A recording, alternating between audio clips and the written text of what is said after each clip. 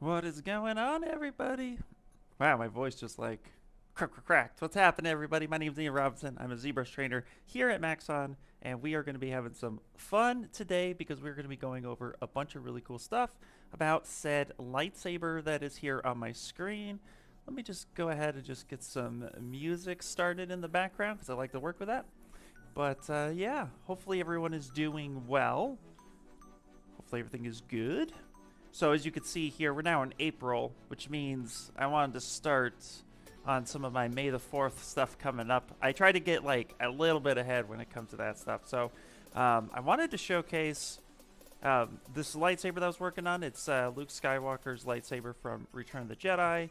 I don't think it's a true one-to-one replica, but it's pretty close. It was just more of like something I wanted to build, and then I thought, hey, we could actually do a little stream about it. And some people were asking how I've done it, so it was all built in ZBrush. So you can actually see here that this was all, well, I mean, we'll build it together. It'll be fun. So we're gonna build a lightsaber together, and it'll be really, really cool. So I'm actually gonna go ahead and I could just show down the quick breakdown real fast, which I actually went through and actually named everything as I could. Hey, what's up, Randy? How you doing? Welcome in, welcome in. So I have all these different parts. When I do hard modeling in ZBrush, I actually work in sections, and then I'll join together later if required. So let's actually kick everything to a low, because everything has subdivisions, which is really, really cool. So you can see here, really low, and then I just subdivided up a little bit. So really pretty straightforward. So I thought, yeah, let's go ahead and get into it. Let's do a little bit of a fun lightsaber action-y build today. So, and then real quick too, just want to showcase the renders that I got. This is the render I got in ZBrush. And there was a few little tricks that I had done to actually make this pop a little bit with the current version of Redshift and ZBrush.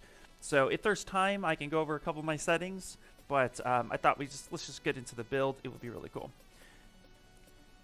Hey, what's up, Fury? Hey, maybe off topic, but would you say that the Marvelous Designer is mandatory nowadays for character production?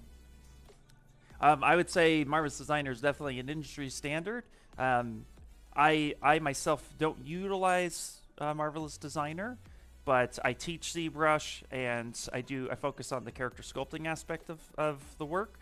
So I personally don't use it a whole lot, but I've been looking into it personally to see about like how I could utilize it, just because it's really well done. But yeah, I would say it does not hurt taking a look at it for sure. Hand pink waving, that's how I see it. Lord, what's going on? Okay, cool. So enough rambling. Let's actually go through. Oh, I wanted to showcase a close-up real fast. That was this one. Let me showcase a quick close-up render so you can see how it looks like such. So yeah, really, really cool. All right, so let's go ahead and get into it. So some hard surface lightsaber build action today. Everything was done in ZBrush, including the renders, so there's a lot of potential. What I'm going to do here is I'm actually going to go ahead and dock this, like get like a stamp of this so we have our reference on screen. So, and I'm going to go ahead and hide down this blade. We don't actually need the blade itself in the main build. Building the blade was really simple. Literally took like 10 seconds. So let's do something like that, and I'm going to go ahead and Shift S to stamp that over, and then I'm going to start a brand new project. So we got this guy right here. Perfect. I'm going to turn perspective off, and now we have this, and we're going to make Polymesh 3D, and now we got this guy right here. So I'm actually going to be working basically from the top down, but what I like to do first before anything else is my throwaway subtool, as I call it. It's basically the subtool that is the naming convention. I'm just going to go ahead and size this to a size that looks close to the lightsaber. So I'm just literally going to scale this up. And this will be my kind of reference. So I'm going to basically scale upwards until it's close to like the handle size-ish. And also the same height. So if I do something like this, boom. That will be pretty close. So this will be about the size that I'm going to want the lightsaber. So for sizing, that's going to help me out. And I'm even going to do myself a little favor, and I'm going to go to my edge loop and delete loops. And now that's just getting rid of all the unnecessary loops. Let's go ahead and do a save as, and we're going to do this lightsaber build stream. 001. And I can't spell build today. I can't spell. You guys know me by now. I don't spell well. Hey, what's up, Don? How you doing? Snickles, what's happening? All right. So, of course, too, if you guys have any questions, this is open forum, so please ask all of your awesome, amazing questions. And let's go ahead and get into it. Okay, so I'm going to go ahead, and we're going to focus on this top part here. And honestly, like, it's pretty straightforward, which I love about ZModeler. So we're going to get into a lot of ZModeler action. So I masked off this... I'm going to mask off this top section, and then I'm just going to go ahead and kind of scale this down just a little bit. So we're going to focus on the blade aspect. I'm going to zoom in because now we can't see anything. And what I would like to do here is really just focus on the ZModeler function. So I'm going to go BZM, and if you're working in hard surface, again, it's important to know that you don't have to focus everything as being connected. None of this is connected, only certain sections are. So, and then we can merge the rest later, which helps too with renders and different materials and so forth. So I'm actually going to go with polygroups, and I'm going to go ahead and do a group by normal, which is going to give me my different polygroups. This way I could come in here and do something like inset, polygroup all, come in here and select just this guy, tapping alt to give me different polygroups. And then I actually want this inner portion to be a little bit longer. So I'm going to be making some changes here to my design just a little bit. We're going to make this part really thin. Hey, sorry to ask. Never apologize to ask. Never apologize to ask. That's what we're here for. But I emailed you a couple times about the summit. Yes, Don. So I have your email, and I've sent it forward to the prospect. So I will try to follow up with it as much as possible. I did see it, and then I did send it forward and asked. So if you can give us a little bit of time just to go through, please, that'd be great. And I do highly appreciate your patience with that. Henry, what's up? Is it possible to do interior lighting in ZBrush? It is now with Redshift, yes, absolutely. Going back to this render here, not that one, but going with this one, boom. So all this was done in ZBrush. You're absolutely welcome, Don. All this is done in ZBrush. 2 lighting sources, light this lightsaber, as well as some BPR filters on top of it to bring in some of the ambient occlusion that I need, as well as some of the blur effect to get the nice lighting. So yes, it is possible now in ZBrush to get some interior lighting and emissive effects. Absolutely. Which is actually one of the reasons why we put Redshift in ZBrush, was to help bring all of that to life.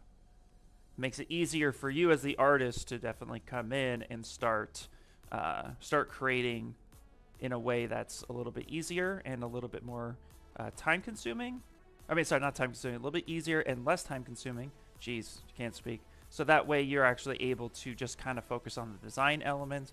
And then when you're ready to really go final render status and you need to navigate to your final DCC for that, you already have an idea of what that looks like, which is nice.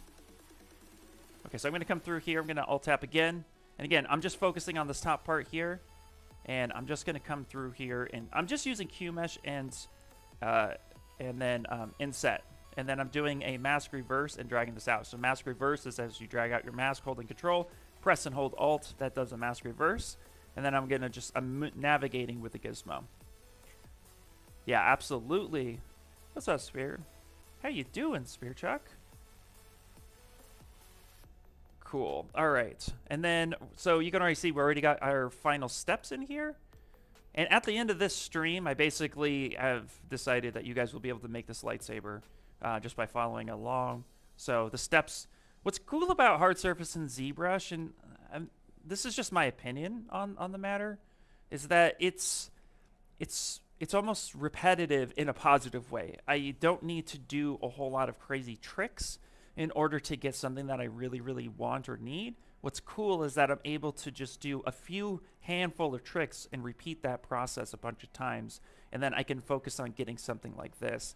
And it's already starting to take shape, and I didn't have to really know much more than just hovering over here, clicking Inset, Polygroup All, utilizing those polygroups.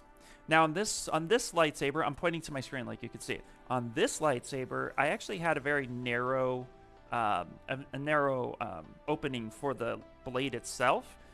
And I'm actually going to make a slight change to that. And I think I'm going to make it a little bit bigger. I don't know. Let's look at something real fast. If we go here, boom, boom. Let me pull up some reference. It's hard to see, actually. It's almost like it's funny is that some of the lightsabers, like I have a bunch of reference here. Looks like it's a lot wider. I actually made that, yeah. So it's almost like it doesn't even really exist in that wide hilt. So I'm going to make a small little change to that. Hey, what's up, Oliver? It's good to see you too.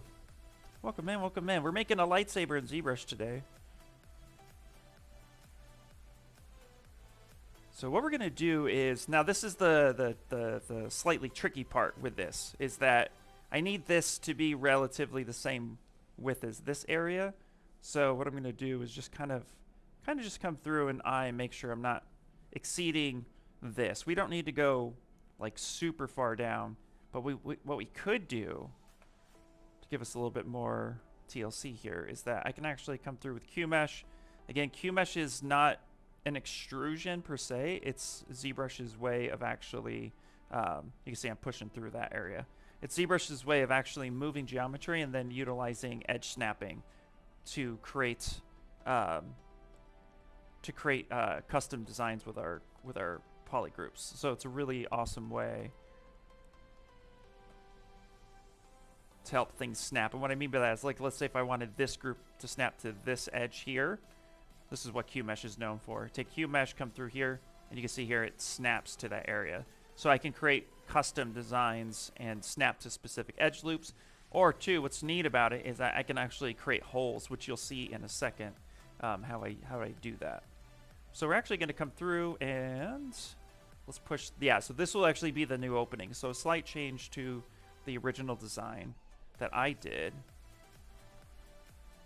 But we're going to come through and QMesh this again and bring this down. So this will be the opening of the blade. Perfect. Now there's on the one I built, I also added these little holes here at the top. I can't remember where I saw this actually. I always thought of these as vents, so I want to repeat that as well. But I'm going to repeat that this time on the inside here. And then what I'm going to do with this loop here is actually go to slide complete edge loop, and I'm going to fan this out a little bit. So it's not just straight up and down. And then in here, let's go to insert multiple edge loops with keep groups. What's cool about this is that I can drag out multiple loops, or I can just have one and it's perfectly snapped in the middle, which is perfect because now I'm going to come up here to transform, activate symmetry. And what we want to do is we want to work on the y-axis because we want to have radial symmetry coming around. So I'm going to go Y with radial symmetry. And you can see here now I have radial symmetry. So I could come on this point here. Let's actually come on this point. And then I'm going to do split. And this is going to create a little bit of a hole. And I'm going to create two so that I have some nice support. So I'm going to create one here. Then I'm going to create another one on the inside like that. That way I can hover over here, QMesh, and I can push this down a little bit, push this down, giving me some edge loops. So now if I were to go ahead and smooth, or like do a smooth dynamic, I get perfect holes there. But you can see I'm not getting perfect edging here. So I can either do myself a favor and do the ZBrush trick, which is crease by polygroups. And then when I go ahead and do dynamic smoothing, I get nice and sharp fall off. So we've already created like the top portion of the lightsaber like that. Ah, join the dark side. I know, right? Hey, what's up, Johnny? See a modeler, neat, cool. I have, hey, what's up, Masafu? How you doing? I have to go. I have another stream that's relevant to people that didn't jump on the. Okay. Yeah, of course, man. Absolutely. Absolutely, man. And again, if you got questions, let me know. Okay, we're going to come through here, mask this section off. And we're going to move this up just a little bit, kind of matching the original design. So you can see here, we're already going on. Nice. Now we're going to create the second part. So now the second part is like copper. So it's not the same metal material as let's say this top part would be. So I'm going to break away from this section, and I'm going to rename this.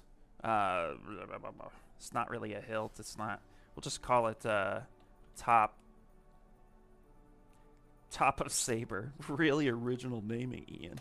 Good job. Wait, what's up, Chris? Awesome. I'm glad you're doing well, man. That's good, Maso. Yeah. All right. So we got superior naming conventions. The trick isn't to name it correctly. The trick is to name it so you know what you're looking at when you go back in time. Yeah. Pivot point is automatically moved how? So you want to move a pivot point. So it's all tied to the gizmo. There's a couple tricks you can utilize from that.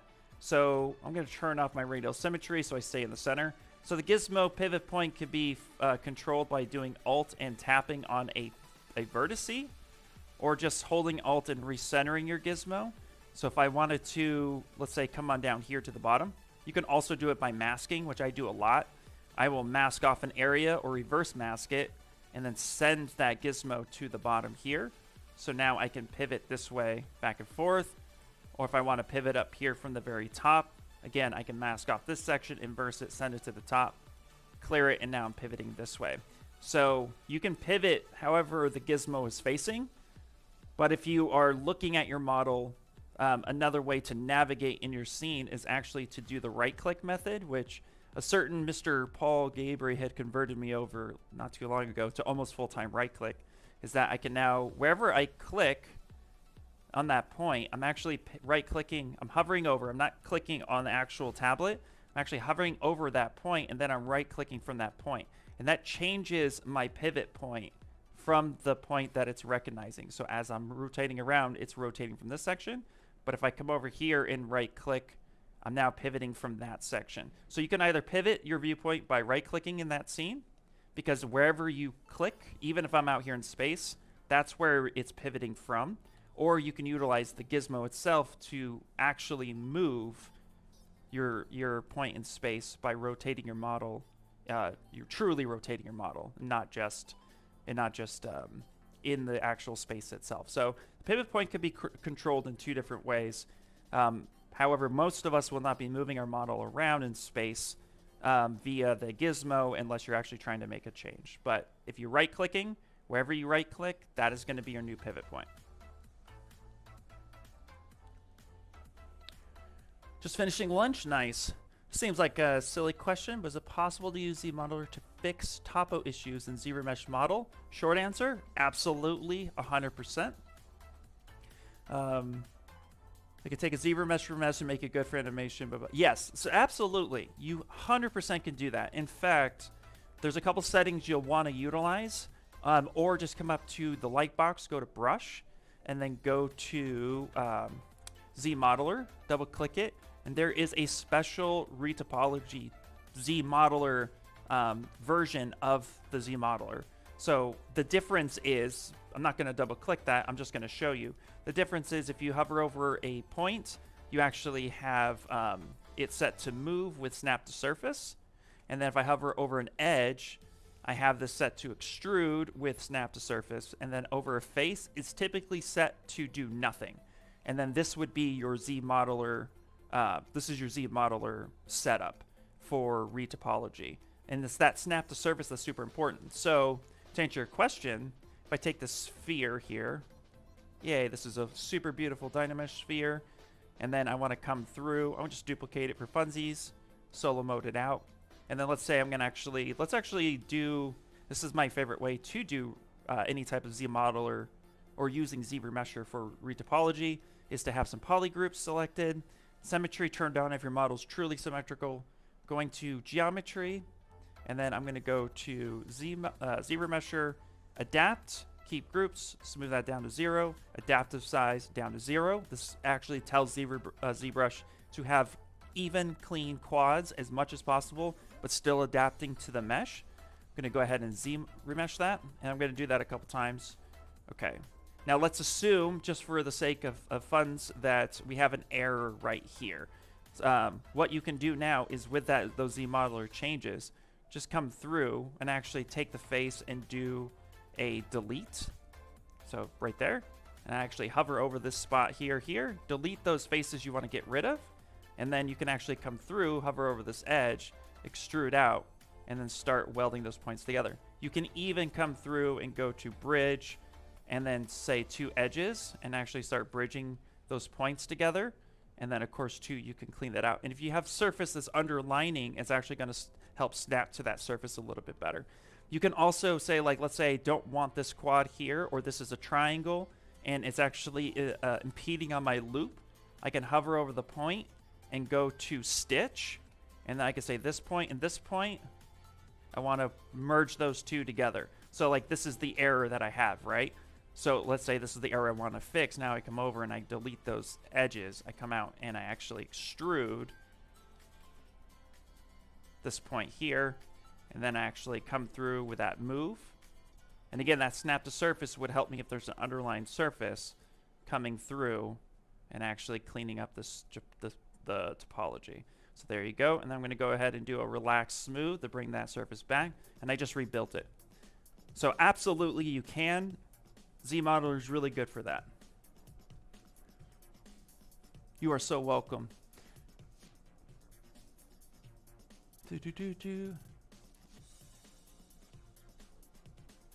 Yes, absolutely.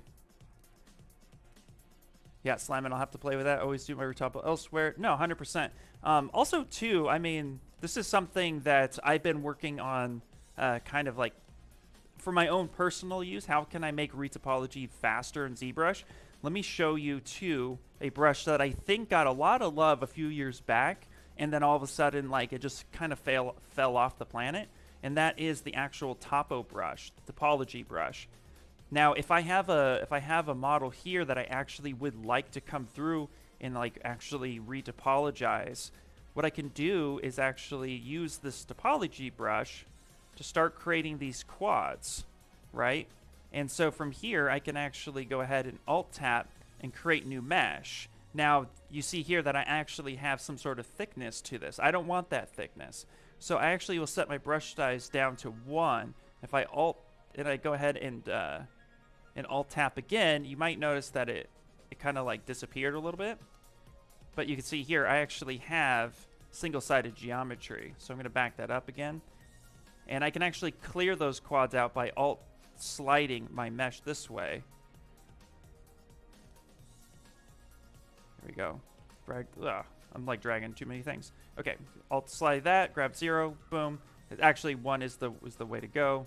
So all the way down. There we go. Tap that. And then again, I went ahead and now I have this topology, the single-sided topology. So from here, what I can do is actually split hidden, right? So now I have this mesh here. I could inflate this just a little bit, just so I could see what's going on the other surface, or I can actually do transparency mode. And now with that ZModeler brush, okay, with the snap to surface extrude, I now can start dragging through. I can even press and hold Alt and drag out multiple ones, or I can press and hold Alt and drag out in bulk here. So with symmetry turned on, tap Alt again, I can actually come through here and actually start making changes, right? So here's my independent, and it's snapping to that surface. So I can get these quads out really quickly.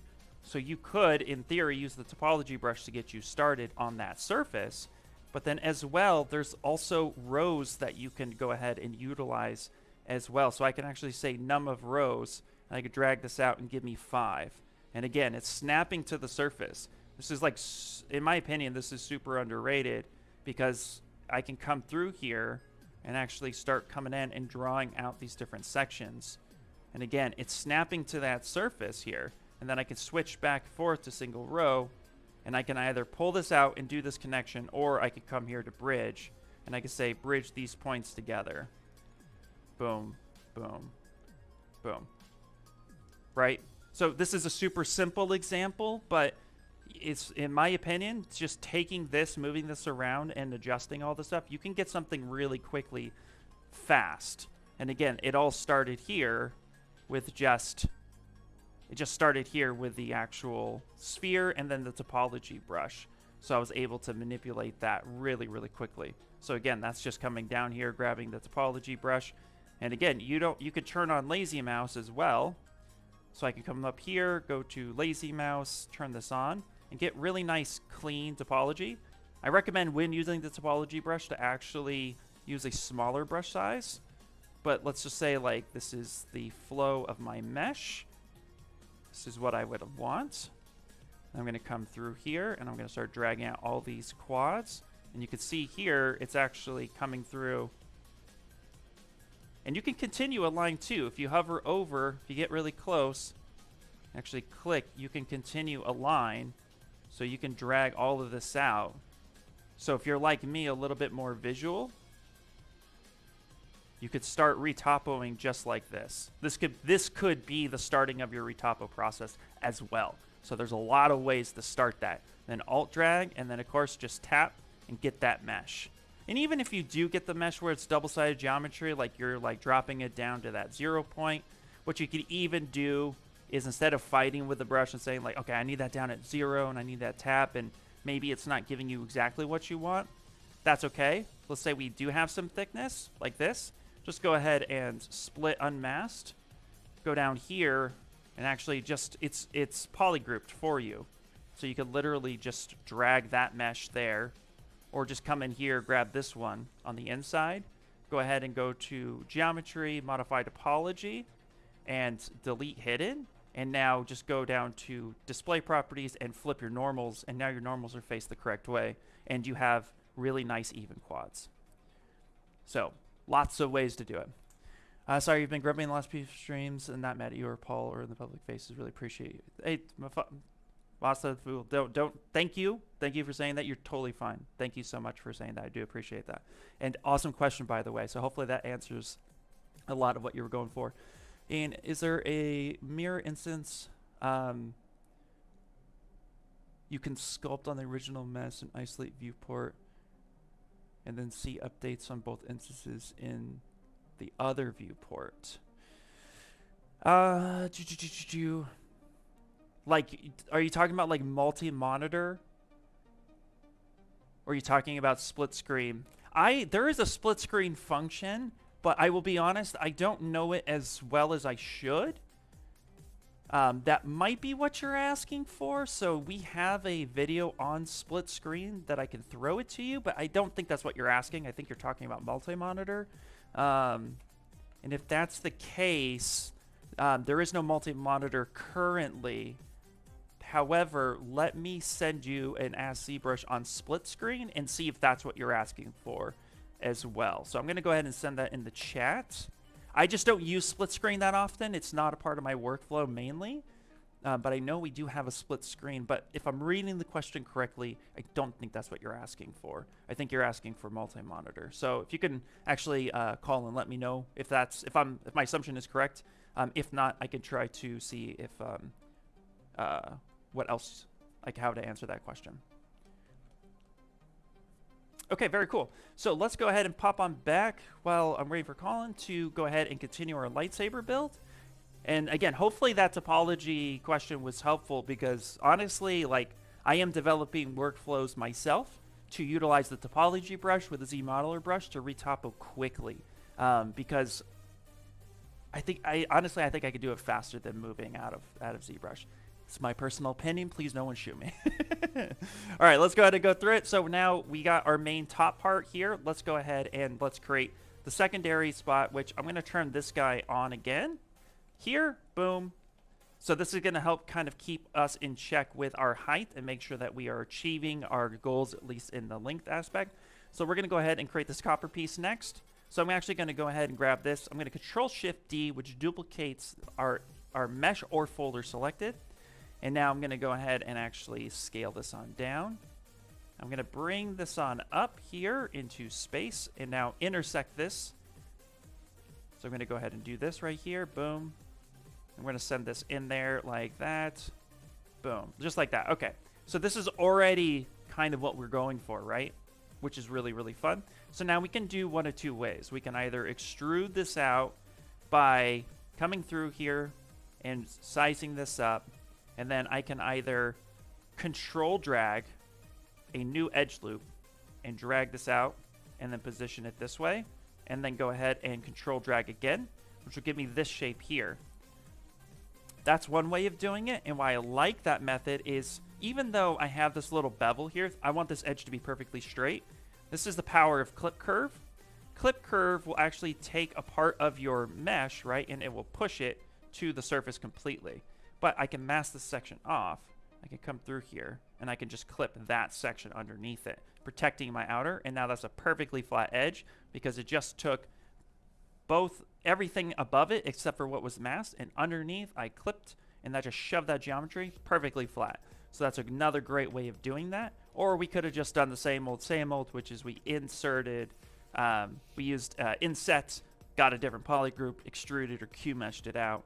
Same method, but different result. And now we have this piece here, and we're already about a third of the way of building this lightsaber. So I'm going to call this copper tubing, and that's going to help me understand what material this is associated with as well.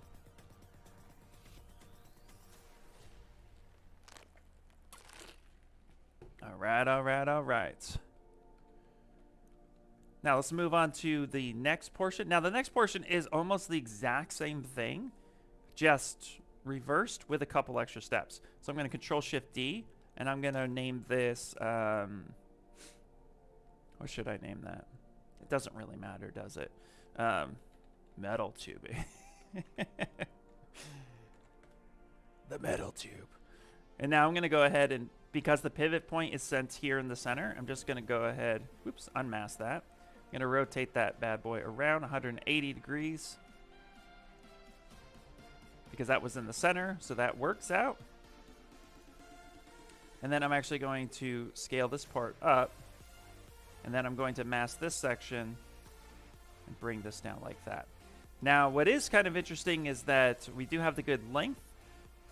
Now I can either come through and actually work from the underside, or I can actually do myself a favor and work just from the top side. So I'm actually going to have this part be the bottom. So I'm going to scale it down just a little bit more. Set that here. I'm going to go ahead and copy this. And I can either now drag this out with an edge loop, just like such, or we can go back to the... Actually, let's do that. Let's do that drag out first, because I'm going to show you something here in a second, which is actually going to help us out. It's really simple, just poly groups, group by normals. But here now I'm going to take the Z modeler brush, hover over an edge, and go poly group, and I'm going to press and hold and give me a new poly group on the complete edge loop. Hover over here, Q mesh, and just drag that shape out. Tapping Alt to give me another poly group. Donezo.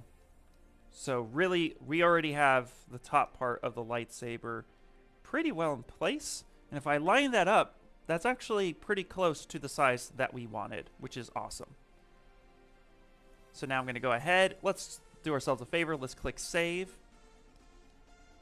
And you know what? I'm even going to create a project. So maybe I'll create a time lapse of this build.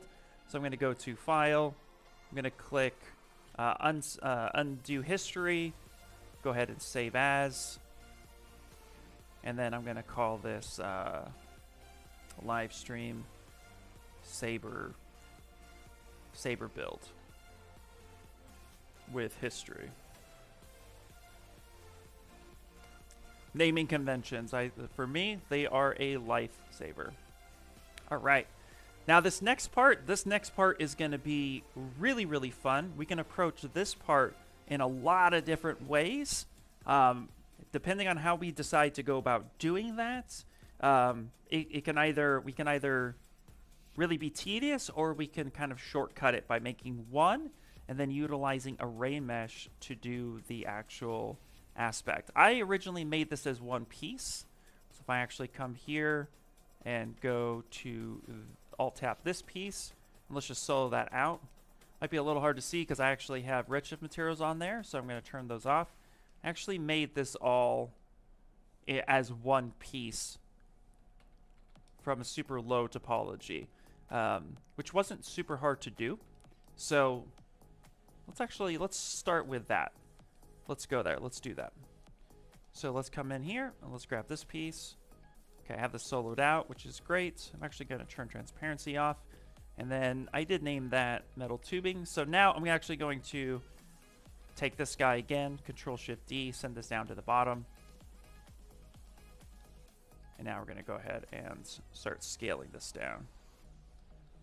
And again, we can actually come through here and get something that is close to correct.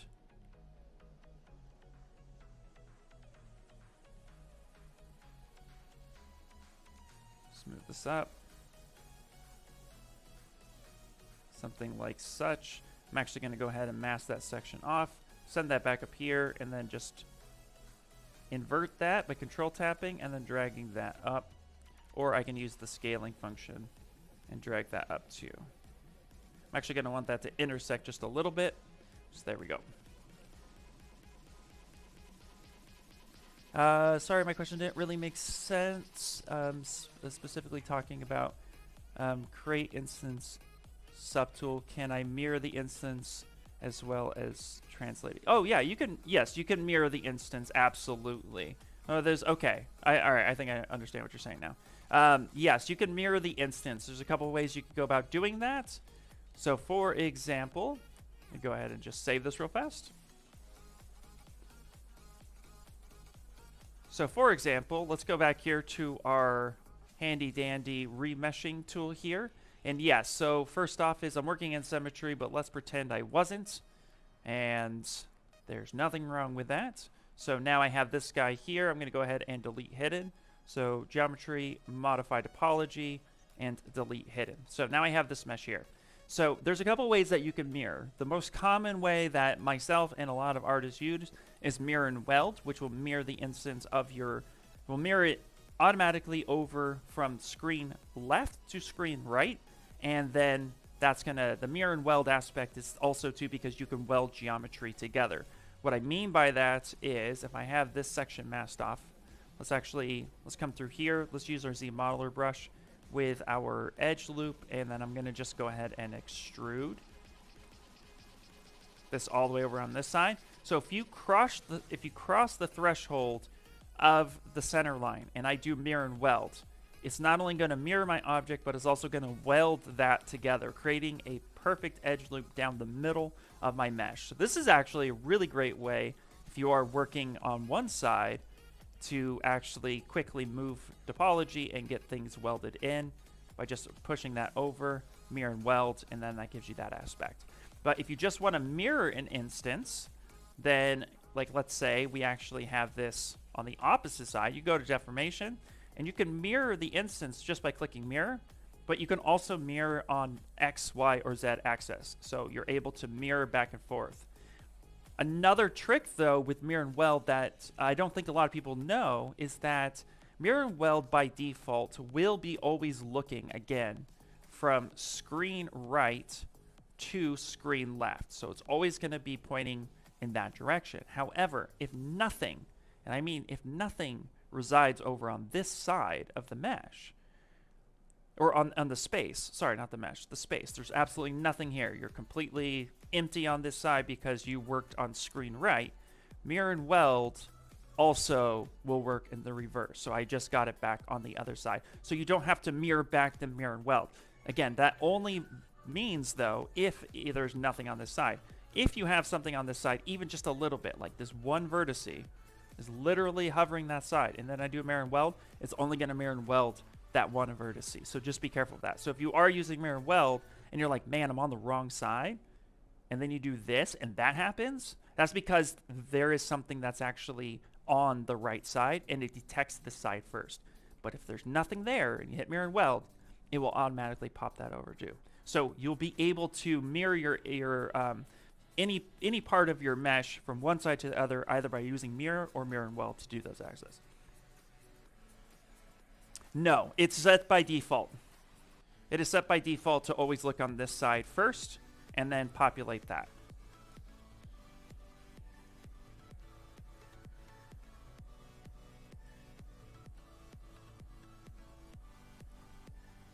Okay, very cool. Well, I could definitely note that down, Neon, which I will do. But yeah, it's been this way for a while, absolutely. Here, I'm actually going to make a note to maybe... I'm just going to make a quick note. Never hurts. Never hurts to ask. Okay. Very cool.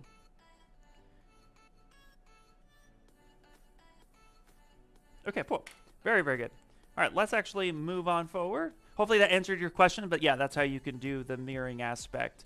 And also, too, don't forget, under Z plugin, you do have Subtool Master, which has a bunch of different tools and features that you can actually populate and grab, and there's a mirror function there.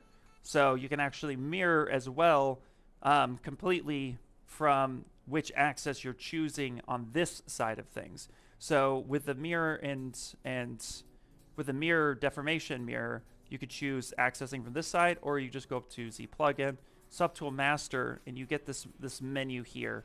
And there's a couple of artists that actually utilize this menu well, and this gives you a lot of really cool shortcuts quickly. So you can copy, clone a folder, you can actually do mirroring, and then when you choose mirror, this would actually say, hey, I want to merge into one subtool and mirror it, or I want to append on different subtools. And what that would actually do is, let's say I had this guy here. I'm going to go ahead and let's actually do it from this side just to be fun. Geometry, modify topology, and delete hidden. Now, if I want to go ahead and mirror this over, but I actually want to mirror it and make it a secondary subtool, coming up here and choosing the mirror and saying append as a new subtool, when I say OK, it's going to go ahead and mirror that object. But if I hit solo mode, this was the original, this is now the secondary, it made it a new subtool for me, so then I can work on that as well independently, or I can just join them together.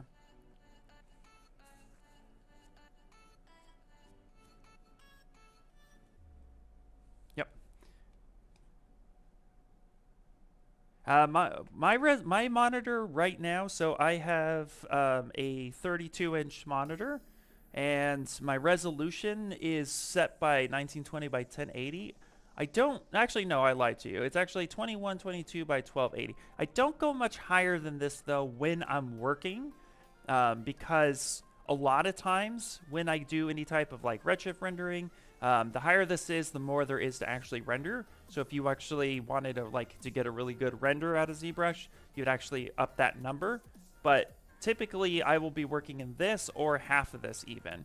But by default, this is my setting. So yeah, 2122 by 1280. So just slightly above 1080.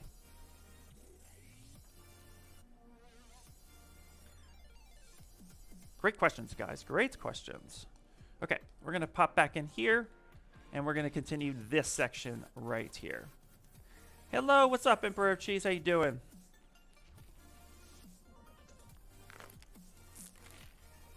All right, all right. So we're going to come through, and now we're going to make this section here. So I'm actually going to, real quick, I'm going to add in something. I want to come through here, and I want to say, on this edge, I want to insert single here. I want to see something. I had this idea in my head.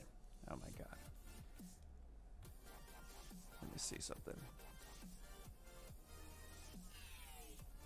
Alt this. Okay, very cool. All right, so what we're going to do is we're going to come through here, and I'm actually going to, I'm thinking actually to make this as easy as possible, because I can always weld these things together. Because I'm going to make one. So I'm going to attack this a little bit differently than I did this. So I'm actually going to make the one, because especially for doing any type of concept design, we don't want to spend days moving a lot of edge loops back and forth, back and forth. I actually just want to make, you know, one, and then I want to duplicate it. So I'm going to come through with multiple edge loops, and I'm actually going to drag out so I have these two here. And then just with a normal masking tool, I'm going to mask and I'm going to reverse mask these two edge loops. So then I can actually come through here and actually scale this out just like that. Now with the poly group, we're going to come in, we're going to go poly group, and I'm going to make this its own poly group. I'm going to make this one its own poly group, and I'm going to make this one its own poly group. So I could have gone all the way down here to do, you know, group by normals, but I chose to do it this way. Absolutely no real wrong way to do it. There's just 100 ways to go through everything. Oh, I have a question. Is it possible to fix the scale of something? Not like you could scale, but like export scale. It gets set to crazy numbers when you export, blah, blah, blah, blah. Yes, absolutely. Default object first. Okay, so let me finish this thought, and then let's talk about scaling for a little bit. Because yes, there is absolutely a way to adjust that. So now what I want to do here is I actually want to come through and multiply this 1, 2, 3, 4, 5, 6, 7, 8, 9, 10, 11, 12 times. I want to do this 12 times. So instead of coming through and trying to just like, you know, I could do this. I could just come through here and say like, that's what I want. But that's one of the faster ways to do it. And I absolutely could do that. Or I can actually control the exact spacing that I want by going to array mesh and turning on array mesh with transpose and lock position. And then I'm actually going to now offset this. I'm going to hit a repeat. So I'm going to repeat this 12 times. And then now I want to go ahead on the y-axis and I want to actually start sliding this out until I get something that I want. And what I mean by having complete control is that this is 10. What does 12 look like? What does 15 look like? That's way too much. What does 13 look like? So I can actually come through here. And now this is only 130 points, right?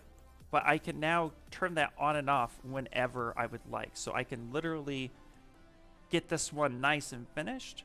And then I just have all of these points here that I was able to control. Any point in time, I can either turn this off or I can say make mesh, and that will make its own mesh at that point. And then I can either weld them all together if I choose to, or if it's just for like render, or if it's just going to get dynameshed anyway in the final for like any type of, or remesh by union for any type of 3D printing needs. It's an easy way to go ahead and go about that. So that's the other way that you could do that build session. The way I ended up doing this one originally, so I'm going to duplicate this to showcase how I did the first one. So I'm going to solo this out, and I'm going to turn array mesh off. This one was a little bit more tedious with the way that I did it. I'm going to back this up in time. Oh, I can't do that, actually. So I'm going to keep that one as array mesh because I duplicated it, so I don't have history on that. So I'm going to do this guy right here, say something like that. And then I'm going to go ahead and actually copy that one off.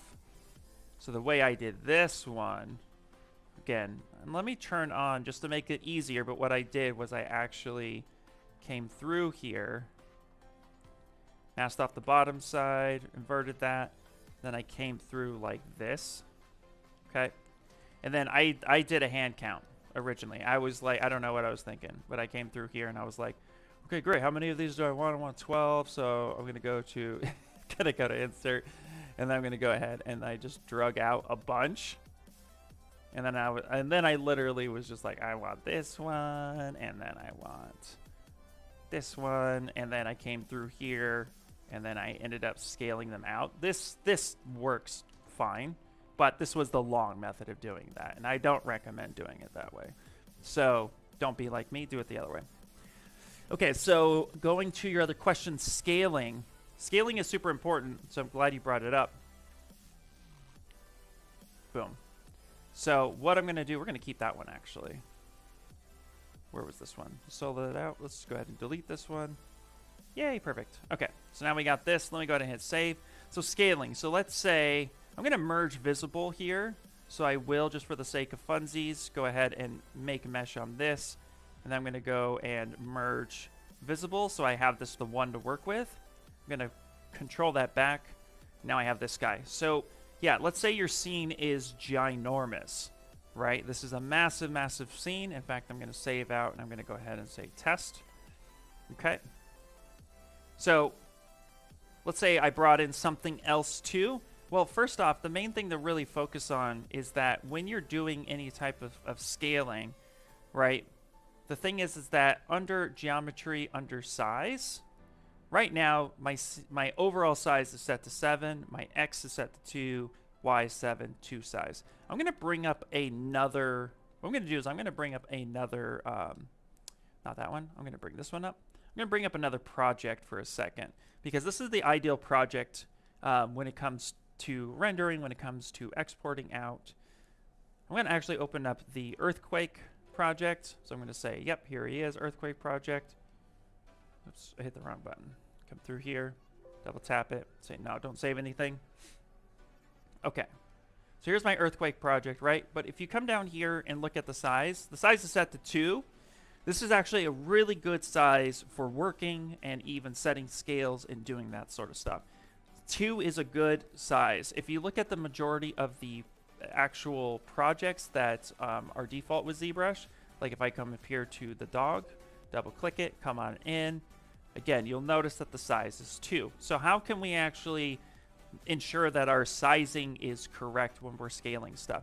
So one of the ways that you can actually do that, so if I were to load in another project, so I'm just going to go ahead and control open. I'm going to load in my lightsaber redshift project. There's nothing wrong with working at a bigger size, but when it comes to like fitting things from one scene to another, this is something that you want to pay attention to. So you could, in theory, literally with a subtool, right, scale this whole thing up. And now that's scaling up that one subtool. That's all it's doing. It's scaling that up. And that one subtool is now here. And I could come through and say set to my 2. And that actually would be fine. But the last action doesn't actually work with the scaling of its size. So a way that I like to go about doing this is actually controlling that back. Is I actually control the sizing by going up here to Transpose Master. Okay, so I'm going to go up here, T-Pose Mesh. And the first thing I do when I come up here to Transpose Master is I'll go down to Deformation and I'll hit Unify. And I'll see what that does. Unify is going to take a look at your mesh and the overall scene based on this preview. And it's also going to take a look at the overall project and say like, okay, that's what it is. When I'm here, if I were to hit Deformation, so I'm going to Shift, open this up, and say Unify, it's now looking at this preview, and it's saying that, well, this object fits this preview, and then this is actually how big it should be. And if I were to actually go to my geometry and size, you'll notice that Unify has taken that one subtool, and it's moved it up to 2, right? So it's easy to pop in here to our Transpose Master. Now I need to go back and actually fix that part there. And let's just resend that because I think I just broke the connection. So it's easy from here to come in and say, you know what? Okay, I want to actually come on up and I'm going to go ahead and do Deformation and Unify. Now if I come back here, again, this is now set to 2. You could also do a manual scaling up and down. And when you scale something, so when you drag something around, you bring it in your scene and then you scale it up, you're actually affecting the size. And that is going to affect when you import, export things out. So when you're coming through here and you want to actually set things up, it's a good idea to merge everything together, set it on over, do the deformation, and then come on through. I believe, so if I send this back, you can actually come through here. Now I believe Scale Master helps with this as well. So after I do this, blah, blah, blah, blah, blah, we have here, boom. Now notice too, this is actually 1.8 is now based on that one subtool. So I could actually too, in other ways, I could just select everything and scale this up manually all together, and it's affecting everything. And now I might be able to, I've never done it this way. No, that doesn't work. Okay, so I'm gonna go ahead and actually set here, boom, 2. So now this is actually something that works out well. Now my scene set is set to 2, and this is good. And I just use the pizza box to scale everything up uniformly. I believe if I go to, let me do one other section real fast. So if I go to Scale Master, yeah, ZBrush Scale Unify, absolutely. You could click that, and it's gonna go through and scale unify all of my objects based on the scene scale. Now I didn't set scene scale, so it's making everything really, really tiny at the moment, right? So with ZBrush Scale Master, you would actually want to come up here, set scene scale, and say, yeah, I'm going to need this to be here. Okay, and then let's say I ended up setting this subtool, so I set scene scale on this subtool, and that's important too. What you set your scene scale on is going to need to depend on how ZBrush looks at your model. If I set scene scale to this guy, so if I go here and say set scene scale and I pick this, and then I look at this subtool next, and then I make major changes to this subtool, it was originally set to this subtool. So it's nice to have a control subtool. So sometimes what you'll see me do is either create a bounding box. So I'll say something like new bounding box subtool, which creates a bounding box based on your entire project. So you can actually see my lightsaber buried in there. This color is really bad to see. There we go. So you can see that my lightsaber is in that box. And because my lightsaber in space is physically not true symmetrically, it's actually set off yonder, it actually created a symmetrical bounding box based on my subtool's positioning. So I like to set scene scale with this box first, and then make my adjustments to this, saying like, I want this box to be, you know, 1 inch or 2 inches. So I'll go 22, oh my gosh, 25.4, 25.4. So I'll say 20, well, whatever, 25.4. That's 1 inch in millimeters. I'm not going to do, I hit the wrong button, don't mind me. So again, Y, 25.4. Take that, and then I'll do a resize subtool. So I'll resize everything, and now that's going to go ahead and reset that scene scale, right? So I know we weren't talking about necessarily sizing just the subtools or resizing the subtools, but it's all connected into itself. So it's important to cover all those aspects, because now when I come down here to geometry, notice that my sizing has now changed. So depending on how you're working and what you're working in, you're always going to be affecting the size of your model based on how you're setting up your scene, either be for 3D printing, manufacturing of any other kind, or a final render. So, and again, if you come up here to preferences, a lot of that lives here in the transpose units. So this is, every time you make a scale change, everything is being seen by ZBrush, especially with Scale Master, based on this transpose units up in the preferences. But if you want to adjust this, again, you can either just select everything and then come on down here and scale this on down, and you're literally affecting your entire scene. Or once you set scene scale, you can actually then come up here and do a ZBrush scale unify, and it will reunify your scale based on everything that it's seeing and how the scene is being displayed. So there's a couple ways to go about doing that. Now, for exporting issues that you might be experiencing is once you've set to your size, notice now my size is set to 1.96864, blah, blah. This is actually a really good size to kick over to Maya or to any other program, Blender, even Cinema 4D. It's good to like always focus on the scale side. But if you come down here to import export, you will have a scaling in import export as well. And adjusting this number to, like, let's say 1, we'll look at that true size scale and then set it on that 1 ratio. So that will help you get things out correctly. So there's a lot of ways to go about it. Ultimately, I find that when I open up a new project, I typically work in this default project, because this default project is automatically set to 2, and then I stay true. What I will do is I'll actually save this out, control duplicate that, and I scale this one down. And then I start my project. Typically, that's how I'll do it. And when I do this, I'm actually staying under that 2.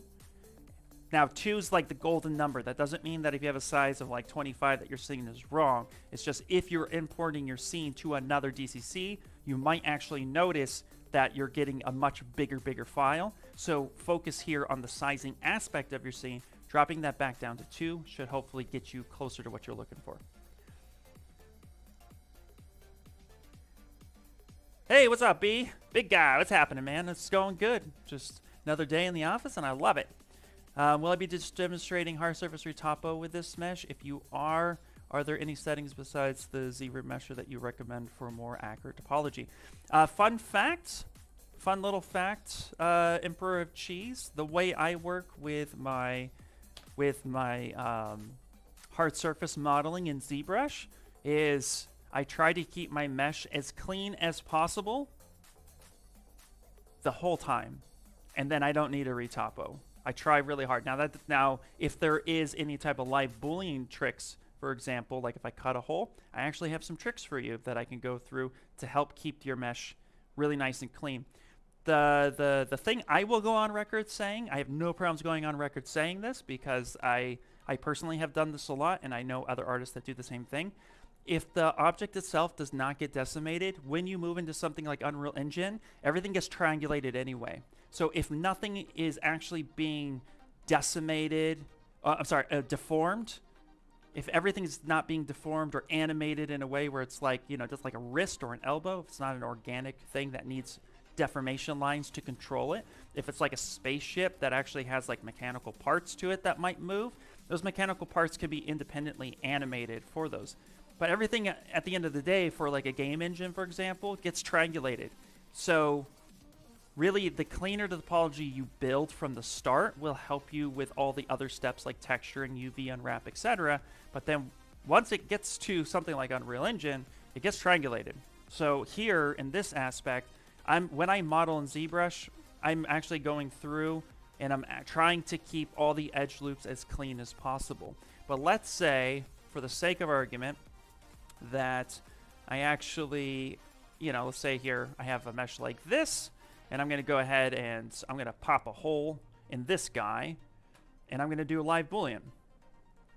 So yeah, I got this here. I'm going to come through, scale this down, pop this up here, right? Now I'm going to cut a hole. So to get some really cool tricks for this happening is actually really paying attention to the actual topology and how clean that topology is, and how the two objects are intersecting together. So for example, what I mean by that before I show you on this one is I'm going to go ahead and I'm going to just come up here, make Polymesh 3D, turn this one off for a second, and then I'm going to go ahead and I'm going to insert a sphere that has completely different geometry. I'm going to scale this up a little bit. Now, actually, I'm going to scale it down. I'm going to come over here and space like this. So now I'm going to group this in a folder. We'll call the folder blah, blah, blah, blah, blah. And I'm going to drag this here, and I'm going to set this one to cut. Okay, so I have something like this. Now, notice that this topology here is really low. There's almost no edge loops here on the top, except for your main shape edge loop and a point. And then I have these quads here. But then now look at these quads here. They're tight. They're tighter. It's more dense of a mesh. We have 8,000 versus 482. If I were to go ahead and try really hard to, let's live boolean this together. So I'm going to come up here and go to live boolean and boolean this folder. And I come on down. I want you to take a look at this mesh now. This is just nasty. This does not work. This mesh here, if I were to try to ZBrush this, I'm going to have a hard time, because look at all the different triangles in which it's actually trying to stitch each vertice to all of these other vertices. For this one vertice, you can see here it looks like I have maybe about 12 or 15 different edges trying to connect to the same point. So and then I'm going to go ahead and tell, I'm going to tell ZBrush, hey, do me a favor and restitch all of this for me. That's a lot of effort. So one of the tricks that I recommend doing is, instead of this, I'll come back here. I'm going to click on this guy. Okay, so now I have this. What I'm going to do is actually something in this case, if I can, I want this to be a lot cleaner. I'm going to go to polygroups. Let's sort this out. I'm going to go group by normals, and I'm just going to quickly increase. I'm going to increase those polygroups. Now I'm going to subdivide up a few times. So now I have something that's a lot similar. I'm going to delete lower, and I have a lot similar of topology between this mesh and this mesh. They look very similar to each other. So now if I were to go through and turn solo off, come back on, and now I'm going to go ahead and I'm going to boolean this folder.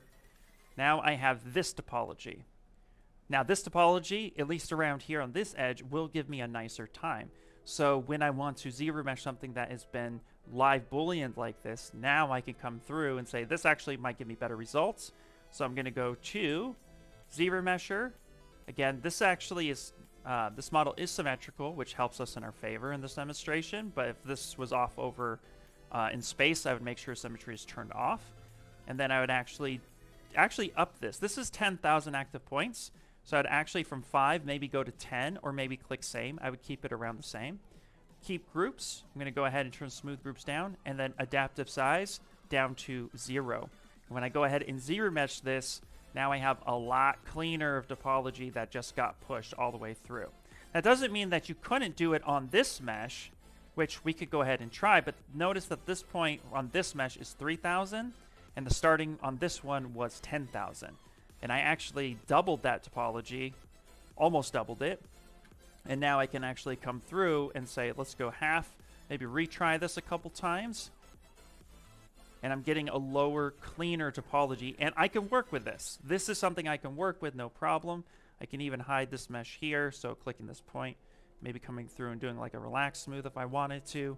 I can actually work with this, or I could step back and say this was a lot better. Or I can even focus on the edge loop control. So let's say there's a pole here that I'm not really loving. I can actually come here with ZBrush guides, and I can say, look, I really need you to pay attention to this part here, and maybe give me some straight lines here. I'm going to go ahead and say same. I'm going to retry this, and it moved that pole on over to this side just a little bit more. It actually helped me a little bit get that nicer, cleaner result. So when I subdivide here, it's giving me something that looks a little bit easier to work with. So, and there's a nice point here too. That's a nice sharp edge that I can focus on. Yeah, absolutely. Doot. What's up, Casey? Yeah, I do need to hydrate. Thanks, man. Been talking this whole time. Yep, absolutely. So yeah, anytime you guys do any type of live Boolean whatsoever, subdivide your mesh up a little bit, give it a little TLC, then do the live Boolean, then ZBrush it. You're going to go ahead and get much cleaner results. And I will say that I would be able to work with this mesh if I were to actually delete my hires and just do a quick dynamic subdivision. I can work with this. And then two, now I have polygroups, right? So I have polygroups. So what I can do is I can utilize some of these groups. I can even go with ZModeler, and check this out. With the polygroups, I can go crease. I can crease by my polygroups now. And then on top of it, let's say I want a seam right here because I actually want to unwrap this bad boy.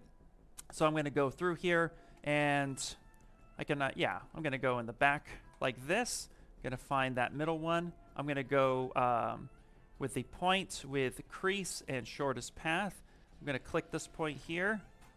I'm going to come on down. I'm going to click this point here so I could draw this whole seam out this way, right?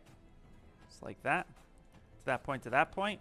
And now what we did add in 2023, this is that if we go to UV map, creased edge. Yep, it is symmetrical. I could keep that, or I can unwrap. I can unwrap this based on my creased edges now. And now if I were to go ahead, turn bump off and go to my UV wrap, I actually have some decent UVs I can utilize. And I can come back here, and I can move forward, and I can keep that if I want. It's completely up to us. So those are ways you can go about utilizing all of that functionality. Yo, what's up, Andrew? What is happening? Okay, cool. Have to go back over the work after tonight. Lots of great info. Thank you. You're absolutely welcome. Okay, great. Just want to make sure. Okay, cool. All right, let's move on forward. It's 11 o'clock, and I at least want to be able to have built the bulk of this lightsaber so that May the 4th's coming, and somebody may want to do a lightsaber build. So let's actually move on to the next step. So I have the array mesh here, and again, so same thing. What I'm going to do now is I'm going to duplicate this guy. Great questions, by the way, guys. Really love the questions that you guys are flying at me. Okay, so now check this out. I'm actually going to come here. I'm going to clip curve this section right here, and then having this pretty much sized the way I want it. That's almost the way I want it. It's almost the way. Okay, I'm going to come through here and actually drag that. Say something like such. Ish. We could go a little bit longer. Okay, great. It's more of reference, not have to. Perfect. Okay, great. So now I'm going to come through here, and we're going to start cutting in some of these shapes here. So actually what I could do, because I do have reference here, I could easily come through and actually do a really cool trick that I like to do, which is instead of coming to my edge and then saying insert single and then trying to come through and hand draw out this one and then come here and do this one. That could be a little bit of a pain. Instead, what I would like to do is actually come through and I'm going to mask the whole thing off. And then with Slice Curve will actually add in edge loops completely without adding polygroups. So like notice here, if I do this, it's gonna slice, and I don't want those polygroups. I just want to be able to have a few edge loops. So I'm gonna actually come through here and do a couple custom edge loops right where I want it to be. Say something like that. And again, yep, that's perfect. Now I'm gonna mask this section off, actually lift this up a little bit. Okay. And then I could come in here with this polygroup, tap this, get this something that's a little bit different. Come here, Q mesh. Now I'm going to push this in just a little bit. I'm going to tap a couple times just to give me a couple edge loops because I'm going to have some custom beveling there. Beautiful. And then I'm going to go here down at the bottom. And again, I'm going to hover here. I'm going to tap this, give me a different edge loop. I'm going to go to inset. So you can see here, it's a very rinse and repeat process. But as you can see, I'm actually able to come in here and quickly create something like this. And again, now I actually want to have a couple custom edge loops here to create another little divot. So I'm actually going to not mask the whole thing off, slice curve, and I want one right here, and I want one right here. And then I'm going to come here. Again, polygroup is selected. Make a new polygroup. Q mesh is selected. And tap that in. So we get something like that. Beautiful. And now we could actually come through just to make matters fun. Group by normals just to make sure that we have everything that we want. And then again, so again, I'm trying to keep it really, really clean as I'm coming through and actually utilizing a lot of the topology. And then how I did these little guys down here was with array mesh as well. But first, I actually want to create a little nubbin. So I'm going to come in here, inset this, say something like this. And actually make sure I get a different poly group. Here we go. Q mesh. Drag this out. Say something like that. Then I just masked this off and I actually set this into the center. And then I just scaled this down and repositioned it however I wanted it. And then I do crease by polygroups. So I can do a dynamic subdivision and get something really smooth. How come after using Drop 3D a few times, my viewport render now makes my Mac gray look very flat? It's possible that when you're using Drop 3D that maybe you applied a material to it as well. So here, let's actually, I'm going to turn live boolean off, and then let me see if I can actually replicate that. Might be just a couple things to look at, but yeah, if I were to take this, go to document, and go to Drop 3D, which is a new feature for those of you who don't know.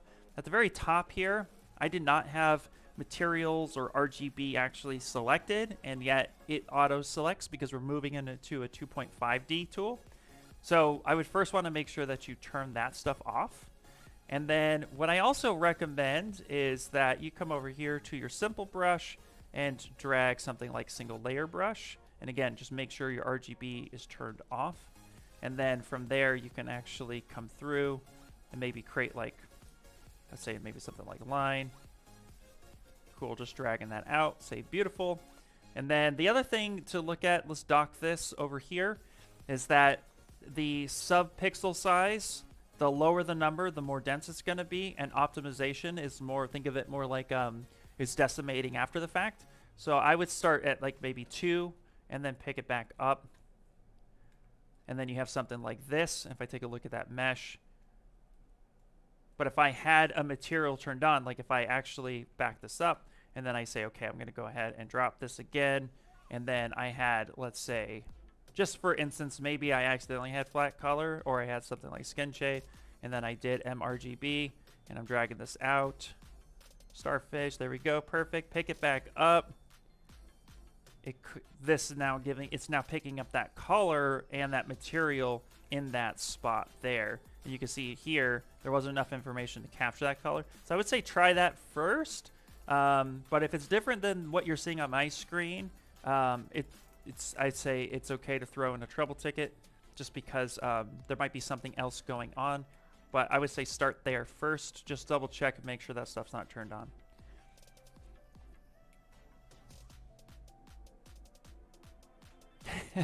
I would love to play Iron Maiden, but there are royalty laws that I have to abide by. So I always have like some sort of instrumental fun stuff. But if I could, I would. Believe you me.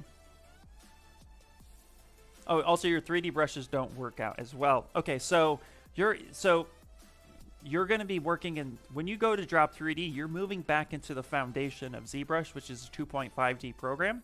So ultimately, if you want to use 3D assets, here's how you actually go about doing that. So I'm going to come down here to the tools and notice here how I have like now a new layer, single layer brush. That's a 2.5D brush, right? And it's actually, if I click that in 3D mode, it's going to say, hey, you can't use that brush here. You got to switch out. I'm going to hit escape. So if I wanted, like, let's say an asset, for example, let's say I really wanted this mesh to be on my 2.5D or my drop 3D function, what I can do is actually from here, I'm just going to go ahead and I'm going to go ahead and copy this, right? Or I can come up here and actually clone that. So now I have this part here. And now I'm going to go ahead and look at it this way. And then I'm going to go back to my actual saber. And let's say I want to add that now, that new material, that new mesh in drop 3D. So, okay, we're going to go to document. We're going to go to drop 3D. Now I actually, instead of clicking a brush, I click that shape. Now that shape overwrites all brushes. And so with the stroke drag, right, I can actually drag that shape out. But now notice here what's happening. It's actually taking that mesh and it's dragging it out from the center pivot point of where it resides in the actual mesh. So this is actually, the pivot point is the center of the actual viewport. So instead of doing that, I'm going to go ahead and pick this back up. Okay, I want to make sure that when I grab this, I'm going to send this to the home position, and I can even set it to how I want to face it. So I want this facing the actual face that's here. So now when I come back and I go, okay, let's go drop that again. I now click that mesh. I come back here, drag that mesh, and now I can drag this out. I now can hit W, okay, and I can even press and hold Alt and drag that in, which cuts it, or I can press and hold Control, which will actually push that further into the mesh or pick that back up. I can even hit R for rotate this around, right? Kind of recenter that the way I think that makes sense. I can even hit W and then move that wherever I would like. Again, repositioning this the whole time. And then when I'm ready for this now, so again, pressing W and actually dragging this in just a little bit. I'm going to go ahead and hit draw again. Now I'm going to go ahead and pick that back up. And it should go through. Now, why didn't it do that? Did not do it this time. Let me redo that. Face, drag this out. Come back, drop, pick it up. Okay, am I on the wrong tool? I'm on the wrong subtool, guys. Ian's on the wrong subtool. Look at that. Congratulations, Ian. You just did not do it right. Okay, well, first things first, be on the proper subtool that you are. Be on the proper subtool. There's a lesson in this. Okay, so be on the proper subtool and then drop it. There we go. Now pick the mesh and we'll just drag that back out. That also makes sense why it was kind of offset a little bit. Come here, pick it back up. There we go. Boom. Now I have this button here, right here in the middle. See, even I make mistakes. It's still good. And I can adjust that. And look at that. That's actually adjusting that perfectly fine. And boom, there you go. So that's how you would use that mesh. So first things first, just to recap, make sure that you are on the proper subtool you want to drop. You drop it from there. You grab another mesh that you have that you really like, and then you drag that out. It's going to be on that pivot point, okay? And then from there, you're going to pick it back up, and then it will weld it to that section. So there you go. So it should be doing that. Also, what's really fun to expand on that is it's not just meshes that are here. Well, it is meshes that is here in your scene, but you can utilize an IMM brush, which you couldn't do that before. So what I mean by that is let me pick an IMM brush, say something like this spaceship, because I want to have some nice little textures. And I actually want to say this thing right here. Let's do that thing right there. That's the thing that I want. I can actually come up here to brush and go to mesh. And now this is going to pull the mesh out of that IMM brush and put it in the center of my viewport as a separate tool. And now I have all of this really cool texture. Now I can come back here, make sure I'm on this one, come up here to, and then go to drop 3D. And now I come back to that, and then I have this brush right here. There you go. And again, I can resize that the way I want it, and then I can go ahead and pick that back up. And that was really far out there in space, so let me adjust that last just a little bit. So,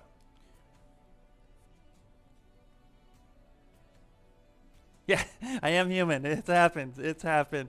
You can draw it. Yay.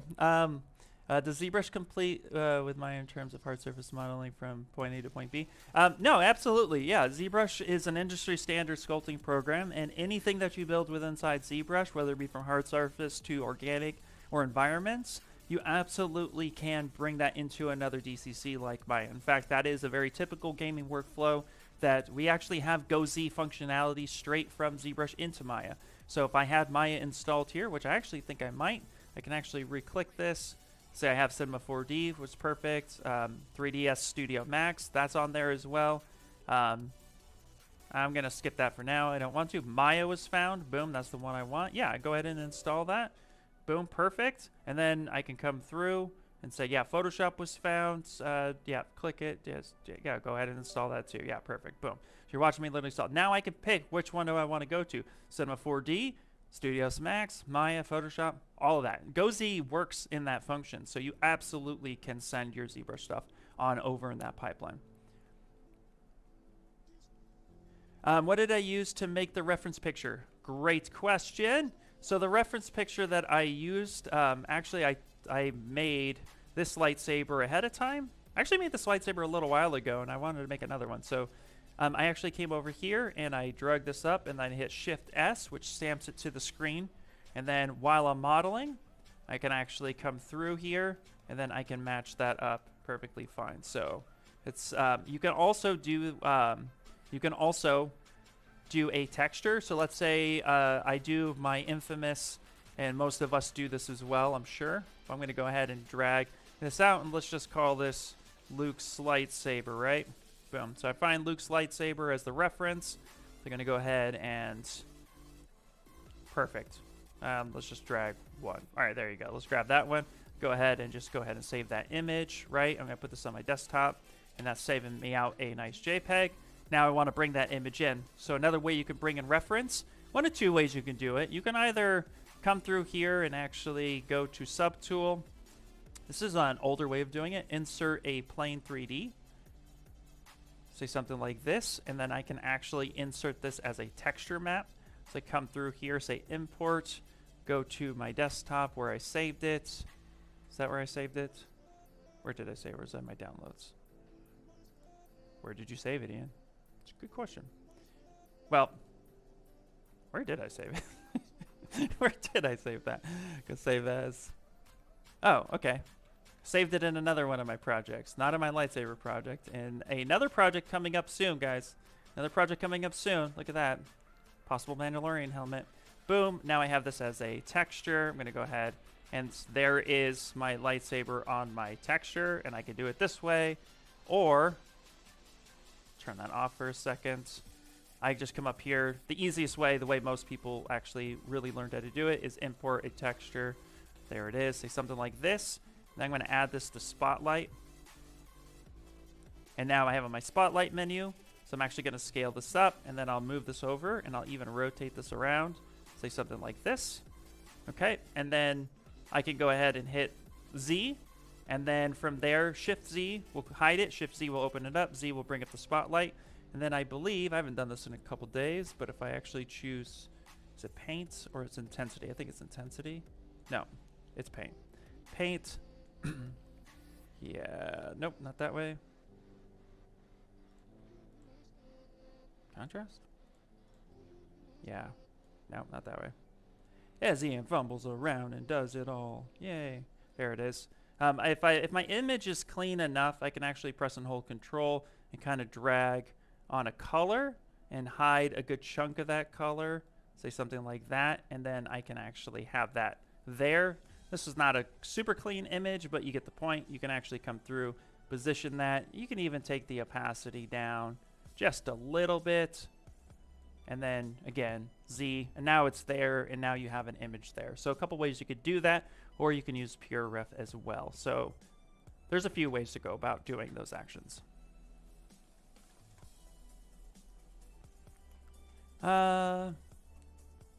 Okay, good. That's awesome, John. Perfect. All right, let's go ahead and finish this build up, or at least get the bulk of it. We have some time still, so we could do it. It's awesome. But again, great questions. Super happy to take the questions, of course.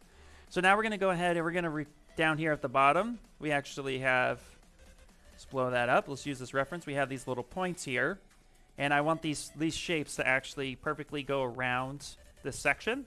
So we're going to go ahead and do insert, and then I'm going to go ahead and use a cube 3D.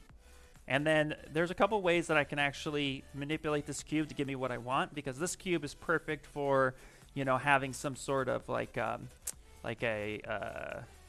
this cube is actually perfect for having some sort of like crystal making, where if I wanted to like make a crystal, this is a way that we could actually go about doing it. Maybe our lightsaber actually needs a crystal at some point in time, but you can see here, this one has a point, and we all know and love this point very well, don't we? We all do, I promise, right? So this is a way that you can actually make these shapes here really quickly, and you can have this crystal, but we're not trying to make a crystal today, but I just wanted to showcase that that is one way to make a crystal quickly. But what we want is an actual cube. So I can do this one of two ways. I can either come on down here to my initialize and then say make Q cube with 1, 1, 1, 1, and that will take any shape, doesn't matter what it is, and it will turn it into this nice, beautiful cube. Or we can hit the gizmo, hit this little cog wheel, and say polycube it, which will give us a bigger cube, but then with these cones I can actually come through and delete those edge loops and have the same thing. So up to you, whichever you would like to do. But the reason we're going to do the Q cube method today, and I'm actually going to go ahead and do a geometry mirror and weld, because I want a perfectly center edge loop. So modify topology mirror and weld is going to give me that edge loop right in the middle. Now I'm going to go ahead and I'm actually going to drag this straight down. And then working on the center, I'm actually going to go ahead and mask off this section and blow this up. So I get something like that. And then I'm going to squeeze this in just a little bit. And then now we're going to give us some supporting edge loops and give us a little bit of a beveling. So I'm going to grab my Z modeler brush, hover over here. And again, I'm actually going to go ahead and do inset. I'm going to tap both sides, and then that's going to give me a nice edge loop there. And I need to work in symmetry. Symmetry is important. There we go. Beautiful. And then I'm actually going to go ahead and insert a couple edge loops right there. So this is going to give me some decent beveling. Now, I don't really care about these corners here so much.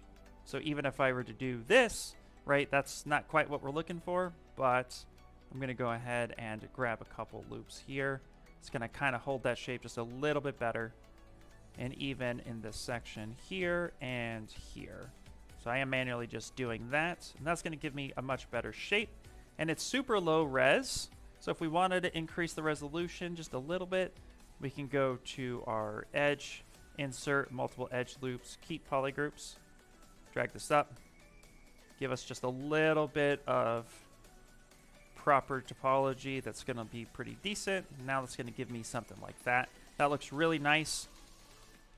What's up, Leonard?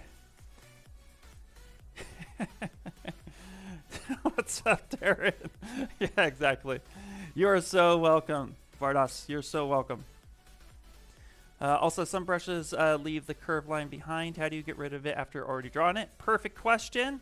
If you have any brush, so if you have multi-curve tube, I can actually drag multiple curves out at the same time. That's probably what you're utilizing. And then if you are utilizing just a normal curve, so just say like just curve tube, and you draw one out, then draw another, it gets rid of that. But to get rid of any of these, whether it be the multi-curve or the single, just tap anywhere on the mesh, except for the one that has selected, because of course that will actually change the size, right? So what you do is you'll just tap anywhere on any mesh, on any subtool, and that gets rid of that curve once you're done with it. Okay. Perfect. Okay, now we want to go ahead and duplicate this around in space. So I'm going to look at it this way, like such, and this gizmo is here. Now I'm going to truly center this to that mesh. I want to make sure that that's truly centered in space, because we've manipulated that shape just a little bit. And then again, we're going to go to array mesh, turn that on. I'm going to click the transpose and also lock the position. Now, what we're going to do is y-axis is up and down, z is back and forth, right? So I'm actually going to want to rotate this on the y-axis. So I'm going to go to rotate. I'm going to rotate this around 360 degrees. I only have 2, so maybe I want 8 of these. Now with the gizmo, I'm going to go ahead and drag this out. I'm going to bring this up. I'm actually going to manually scale this just a little bit. Now my bottom is a little bit too long, so we can adjust that later. So I'm actually going to come on up here like such. Make sure that that's just truly embedded. You can even push that out just a little bit. Maybe manipulate this side just a bit. So again, full control over the one mesh that is truly kept in the center. That's pure symmetrical. Scale that out just a little bit. Kind of want that to match up nicely. And now I can actually click this guy here. I'm going to go ahead and mask this one and then bring it back up, so that matches a little bit more like that. Perfect. I find that with round objects like lightsabers, if they have a lot of repeating patterns that are completely, you know, like it's the same thing all the way around, really pay attention to this gizmo guy up here. Because as I rotate this around, it all looks the same. So you really want to make sure you're facing the correct way when you're utilizing array mesh, so that way you don't have to worry too much about everything else. But we're going to get an identifying factor here right now. Now I need to call this the actual handle. Not Gandal, handle. Yes, and perfect. And then this guy right here is the actual, we'll call these... Actually, you know what we'll call this? We'll call this the heat sink. This is the heat sink. Because lightsabers have to get hot. They have to. I do not believe that they do not get hot. So there must be a built-in heat sink to dissipate that heat evenly, keeping the lightsaber user, or the Jedi, well, it doesn't matter. So the Sith user, whoever wielding a lightsaber, hands need to stay nice and cool. I would imagine that all the mechanics and the crystallization's down there at the bottom, but you need a heat sink in order to dissipate that heat. So that's what we're calling it. If it's not canon, I apologize to anybody who's watching this after the fact. And then this bottom part right down here, I'm just going to call these handle blade points. Handle points. Boop. Oh geez, a lightsaber hard surface in ZBrush. This will be on YouTube after it's finished. Absolutely. Or it'll be a stream and then pulled off. No. Phantom Menace. Awesome name, by the way. Perfect stream for you to be in. I am finishing the bulk design here, and it will be back up. No problem. The stream always lives, and so I will even make sure to, like, we're going to chapter it so that you can just make sure you see all the points, because I've answered a bunch of questions. But it will be up, so do not worry. You'll be able to build your own. And please, if you're watching this and you build one, please tag me in it. I would love to see it. You can tag me at Iris Sculpts. You can also tag Maxon ZBrush. You can just tag ZBrush. Just tag all of us. Tag all the ZBrush stuff. Okay, great. Now we need the switch, the final switch. And if we come back here to this one, you can see here I got this switch. There it is. It's super beautiful. Right? There it is. Switch. We're going to make this thing. Now I'm going to kind of stamp this, because what I did really like about this switch is that... oh, look, I actually had proper naming on this one. Emitters, and I obviously looked that up. This switch is really, really cool.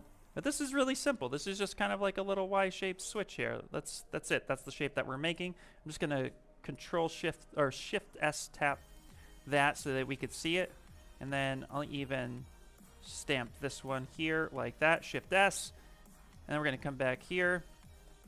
Yes, beautiful, right? Okay, now we're going to come through and actually make that switch. I'm going to make sure the switch is perfectly in front, just like that. And then I'm going to go ahead and say insert, and again, we're going to do the fun stuff. We're going to do our initialize, and then we're going to go Q cube, just like that. Turn that to its side, make sure that it's facing front and center, and bring that down. Perfect. Now I'm going to do the same thing, which is mirror and weld. That's going to give me a nice center edge loop right down the middle. Now I'm going to expand upon this, just like such. Stretch this out. And again, just put this kind of somewhere in there like that. I'm going to even drop that down just a little bit so we can see the full design. All right, now let's go ahead. Now we know what direction we're facing. We got to make these little steps. So we're actually going to go ahead and utilize a couple just simple tools, nothing crazy. I'm going to come through here with ZModeler, insert multiple edge loops. I'm going to drag out just the one right there. And then I will utilize a single edge loop here, something like this. And actually, let's do this one here. Yeah, let's do that. So now what I did, I just alt-tapped that edge loop to get rid of it because I want it to be a little bit further. So now what I'm going to do here is I'm actually going to use Q mesh. So I'm going to alt-tap, give me a temporary polygroup. Q mesh on the face. I'm just going to drag that down. That deletes that. Not delete it. It actually snaps it back down to the bottom, which gives me this point here. And now I'm going to alt-tap this side. Q mesh this out just a little bit. Right? Let's actually drag that out just a little bit further. Say something like that. Now I'm going to alt-tap these two. I'm going to drag this out just a little bit. Alt-tap.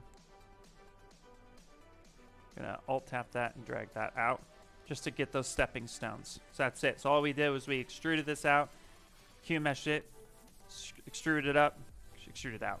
And I can actually adjust the size of this. I can actually mask this edge loop down here. I can come through, adjust the sizing. All this stuff here can be adjusted. I can even, let's add in another edge loop right here. And let's alt-tap and Q-mesh this to this guy. So this is just a little bit lower. Then I can actually mask off this section here and adjust according, giving me this a little bit better of a design. And then to control how this falls off, we'll go polygroups and group by normals. So we have this beautiful shape. Now we could absolutely come through and make these little points here as having individual, as like welded to it, which is how I did it originally, but that was way more work than it was actually worth. So I'm going to actually come through, just give me some proper topology, as in like just enough to, be usable. Say something like that. Perfect. That's low enough. I don't need it too crazy. So now I'm going to go ahead and I'm going to use ZBrush, and I'm just going to use a simple IMM primitives with a Q cube. I'm going to drag out this shape. Okay. And now I'm going to go ahead, and these are going to be independent. So I'm actually going to come through here. And I'm actually going to make this its own polygroup by masking it off, making sure that it's masked off and not the other thing. And then Control W or Command W. Now I'm going to bring this back. And I'm going to embed this into the actual object. Now I've been showing the array mesh, which that's not going to really work here in this case. So instead what I'm going to do is I'm actually just going to do a control drag.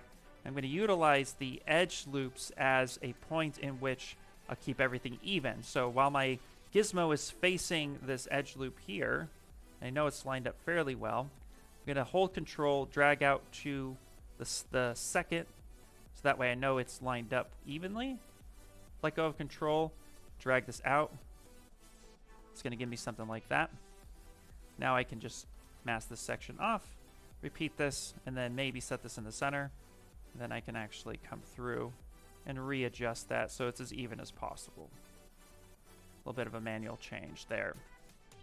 There we go. And let's actually do ourselves a favor. I'm actually going to select the color that is in the stamp by hitting just C. I'm going to actually come up here to fill this color, because the other one is not actually masked, because the other one's masked off, it didn't take that color, but those are also separate polygroups. So now let's come through and actually start kind of colorizing this just a little bit. So I'm actually going to come through here. I'm going to choose just the basic white. I'm going to start making some different color choices because visually that's going to look better. So I'm going to come through, hit color, fill. Now I'm going to come back over here, control. I'm going to grab this one. Nope, sorry, this one. That's the copper piece. There we go. This one's the copper piece.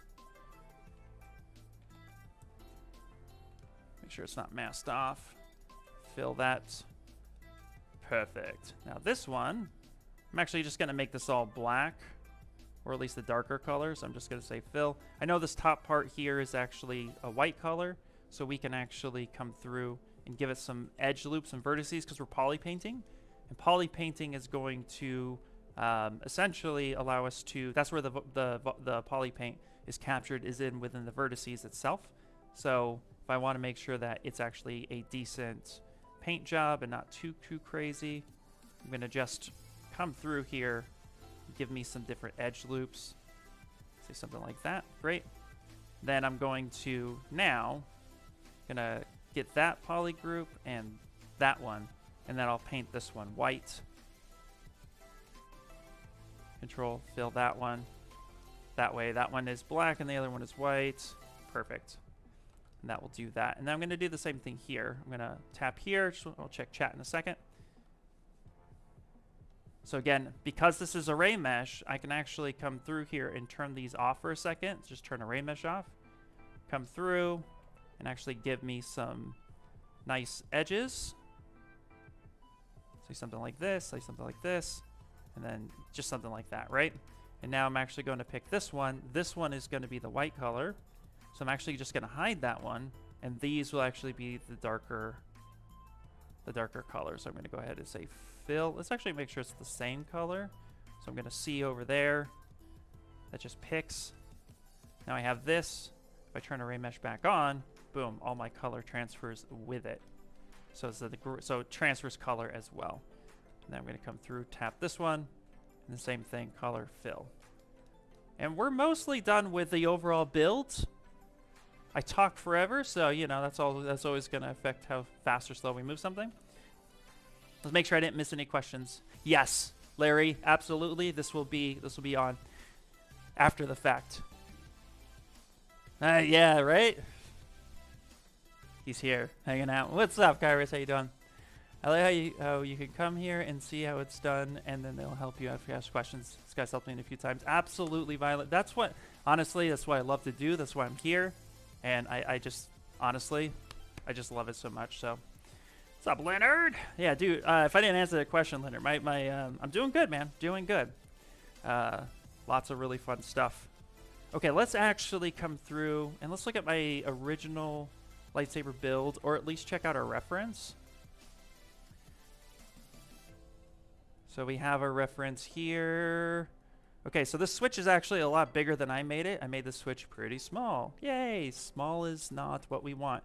So this is why, too, I come here and I make, when I'm making stuff, I section all of my assets out, especially when I'm hard surfacing, because I want to be able to make changes. If I were to weld this to this here and then it was wrong, then right, I got to rebuild everything. That's way more work than it's worth. So here, I'll call this the switch, not the Nintendo one. I'm going to set this up in the center, and now I can actually scale this up, blow this up a little bit more, move that down, make it more appropriate,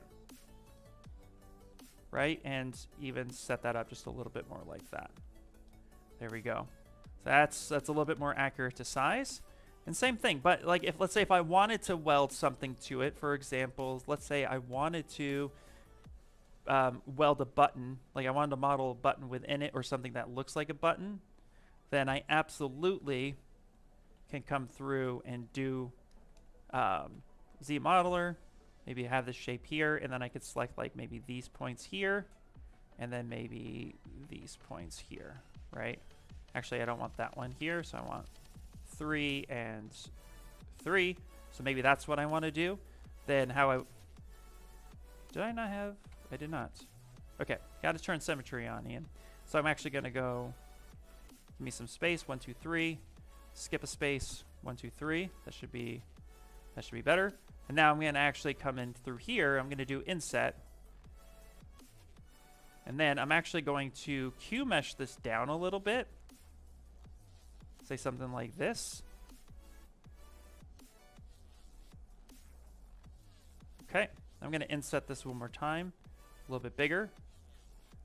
And now I'm going to come through here. Now I'm going to Q mesh this up. Now I'm going to do this a lot. I'm going to do something like this, because now I actually want this to be scaled in just a little bit like such, and then drop that back down. So then this would actually give me kind of like a little bit of a shadow effect, so it looks like that button. And then I would actually color that a little bit more. And then here, what I would do is maybe come through and do group by normals. Say group by normals, so polygroups. I was hovering right over it. Group by normals, right? And then I would say go ahead and crease those polygroups. Say something like that. But now this edge here is actually going to collapse a bit. So I'm going to hover over that edge, and I'm going to go crease, complete loop. No, I'm sorry, partial loop, not complete loop. Partial edge loop. I'm going to do these edges here and here. And here and here. That's going to find all the way to that intersection point. And then I'm actually going to just do edge here, here, here, here. Just kind of come through and come through this section like that. Just kind of give it a manual touch. Come through here. Maybe here, here. I could even do shortest path. Crease shortest path, right click that edge loop. Click that edge loop a little bit faster, right? Shortest path, that works. So then now I'm getting this kind of a little bit of a collapsation here. So again, I can actually crease this edge here and here. So partial, boom, boom, boom, and boom. So now that edge is not collapsing, and that looks nice and sharp because I just went ahead and creased those areas.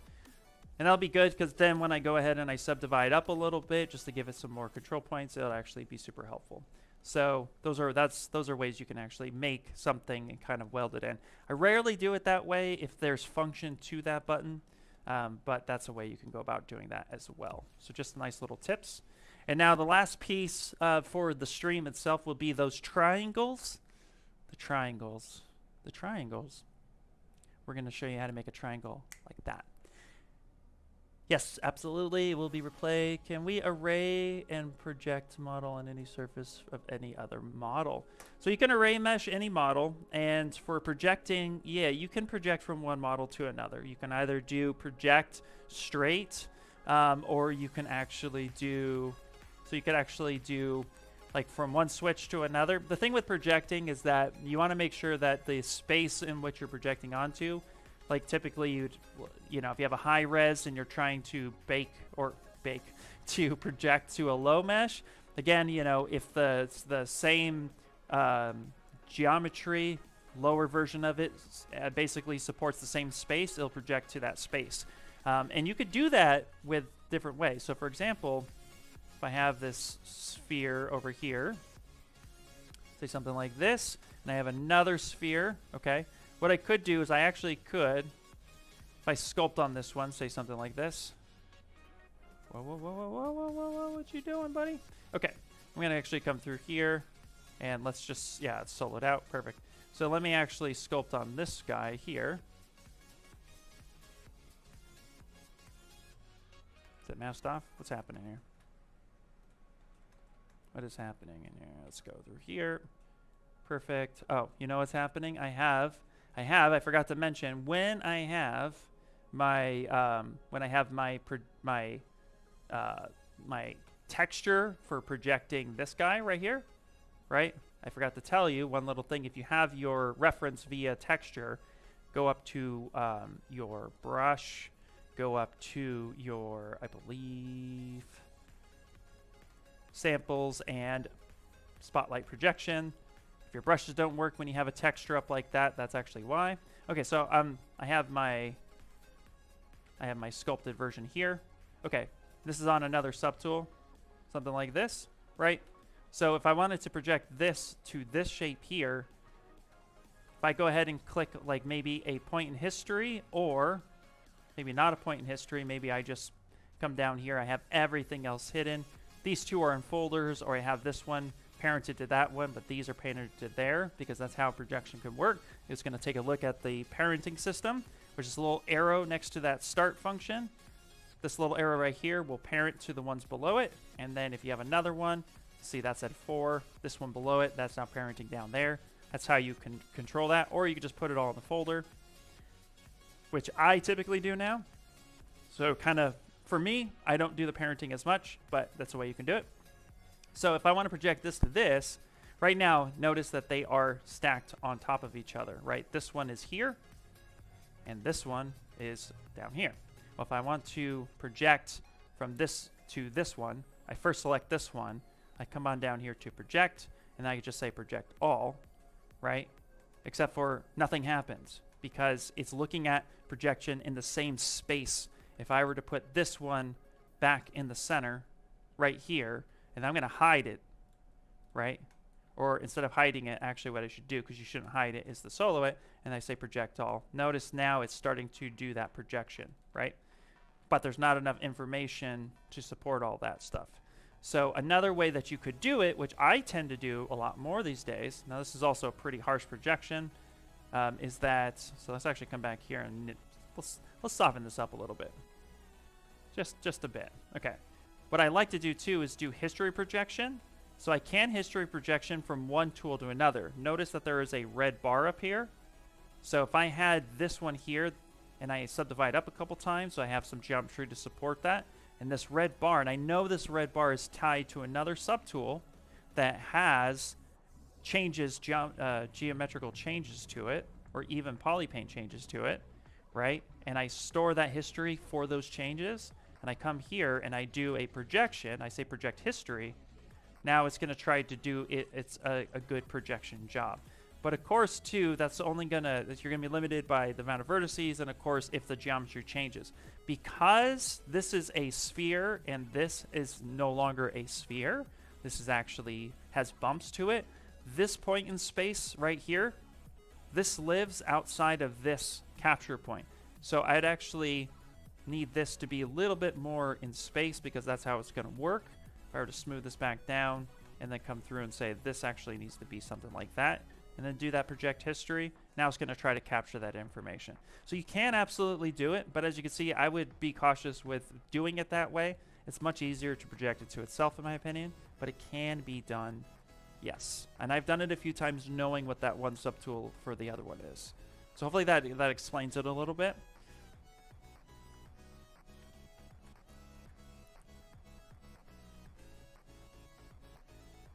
Perfect. You like lightsabers? Who doesn't? Getting inspired to make a lightsaber design for my character. Perfect. Yeah. But now, if you go back also to just on the array mesh design with Manish, if you go back to this video, I actually showed array mesh quite a lot. So, and I did this with array mesh, and I also did this guy with array mesh. So definitely easy ways to go about doing that.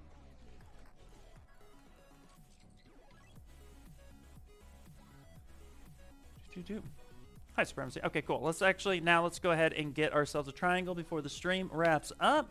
So what's going on? Hey, Daisuke, what is happening?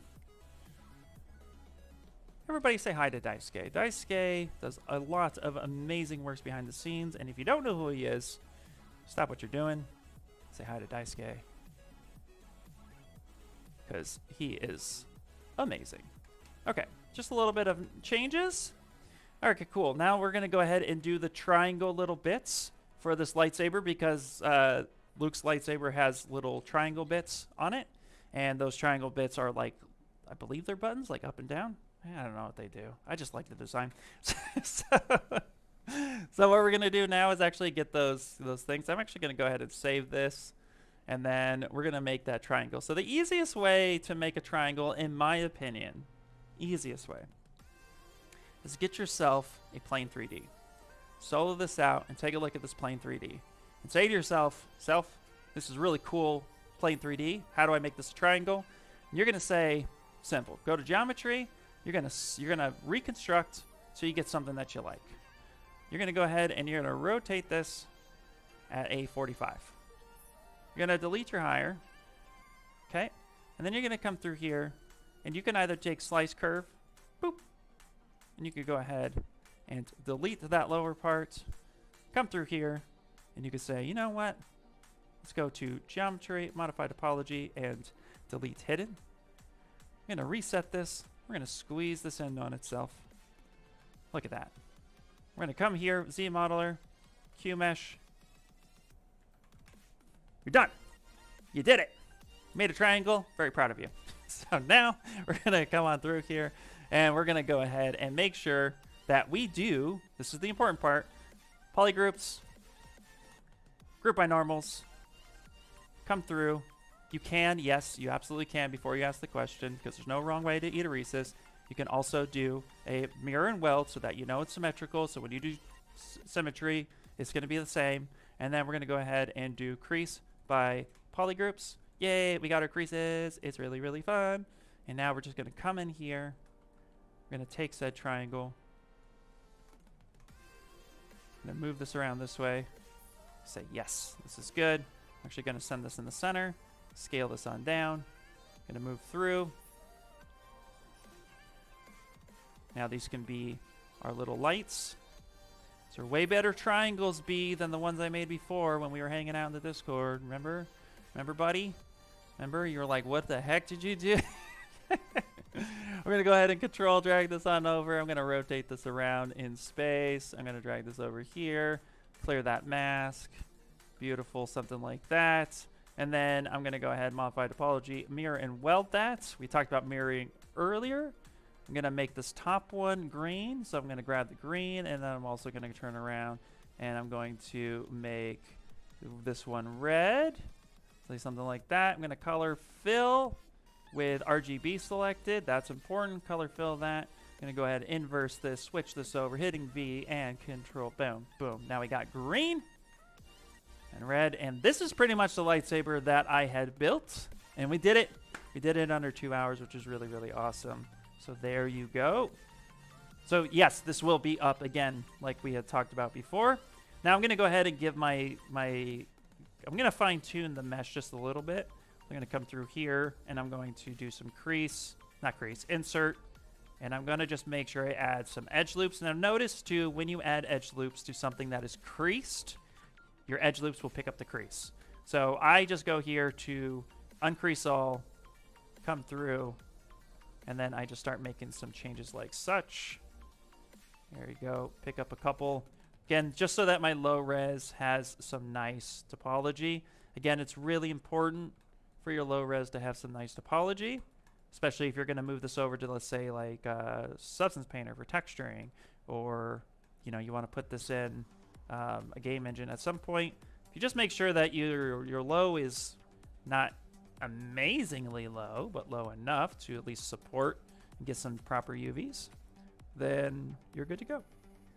Boom, perfect. So you saw something like that. That's awesome. And then I can just come back and do the crease by polygroups if I want to have that creased. Now earlier, little tricks of the trade is that we talked about beveling these edges, and that's why here I actually added some extra edge loops. So what I can do is actually come through. The quickest way to add a bevel, there's two ways to add a bevel, and then I'll leave you with this little bit of information, is you can actually do it one of two ways. You can come through here with insert and just single edge loops, and you can like custom do some supporting edge loops and then alt deleting your edges like such, and that's going to go ahead and give you some custom bevels. So that's really cool if you got like one or two. But let's say I want to bevel every one of these polygroups because that needs to happen. I don't want to do that to every single one, so instead what I can do, I'm going to quickly save this, and I'm going to show you Bevel Pro. Now, Bevel Pro has been around for at least a couple years. I want to say, Daisuke, correct me if I'm wrong, but I think Bevel Pro was introduced in 2021, so it's not too new, but it's not too old. But what we could do with Bevel Pro is and this is the key part, the caveat, you need polygroups, okay? To have polygroups is the real successor to Bevel Pro. So if I want to be able to utilize Bevel Pro and get some nice bevels overall, I can actually come up here to Z plugin with my polygroups, and then I can go to Bevel Pro. And I actually believe that this button lives under Subtool. Yep, Bevel Pro. I just saw it. There it is. Boom. And I clicked it. Same difference. It's there. This opens up a brand new UI. And now you can see here that I can navigate this very similar to what I was already doing. So same thing, right-clicking, navigation, same thing you're used to ZBrush. The important part here is this pink line, these red points, and these blue dots.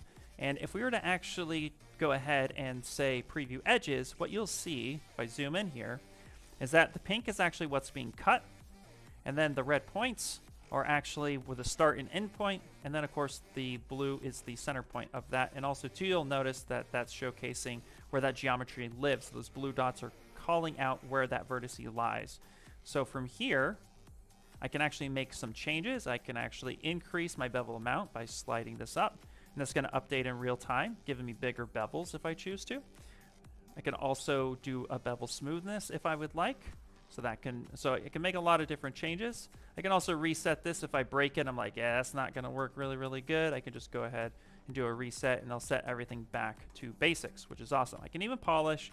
I can even, between beveling and chamfering, I can pick 2 different types of bevel and chamfer, which is nice. But also what's really cool is that if I were to go ahead and say, yeah, okay, it's actually going to kick me into live Boolean. And then it's going to give me a cage based on these polygroups. Now, if I don't want the cage, okay, what I can do is actually turn on Apply Auto, and it's going to show me in real time what that's actually going to look like. And again, if I have the preview edges, I can actually control the mesh resolution and give me some nice low res or high res resolution. Now, of course, if you ever see any type of red in your scene, if I turn this off, let's see if I can just exaggerate this really, really quickly. Okay. Yeah, so if you start seeing any type of red or weirdness, you definitely want to make sure that you dial that down so that there's no weird red. But if your mesh is clean, like this is actually really clean, I can actually say, okay. What this will do is, again, it'll kick me into live Boolean, and it'll create a cage. It'll create a subtractive and an additive. The subtractive is, of course, going to be this part here, and the additive is going to be this part here, where it actually adds a bevel from this point to this point. So you can utilize that to do beveling across all the bars. And then what I would do is actually, I would put this in a folder and call this handle, and then I would come through here and I would add. So that's the other way that you could do that. However, again, if you want full control over your geometry,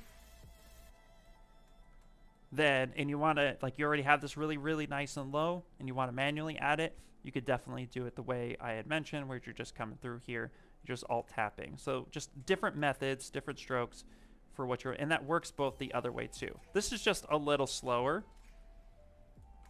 but it does the same. But if you have something, what makes Bevel Pro so awesome is, especially if you're trying to bevel an edge that's like on Dynamesh or any type of like triangulated mesh, anything that's maybe not super clean and ideal, Bevel Pro works on all of that as well. So there's a lot of really cool functionality for that.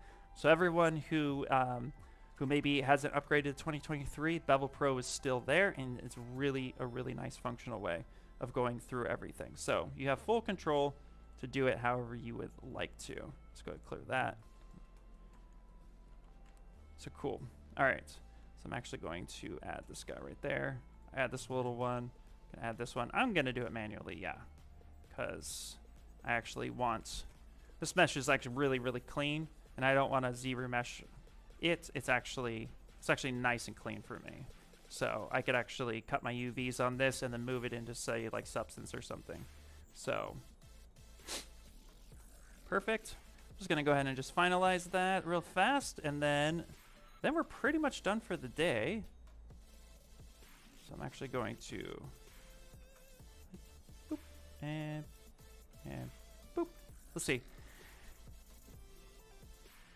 Hey, what is crease? Great question. So crease is actually Crease actually does exactly what you think it does. It creases an entire edge loop. So for example, this part right here, so crease will allow us to basically, instead of adding support edge loops like this and like this, so if I could turn on like dynamic right now, just so you can see the subdivision, and I were to add another point, and then I'd add another point, right? So those are supporting edge loops which help keep edges sharp or have a nice fall off.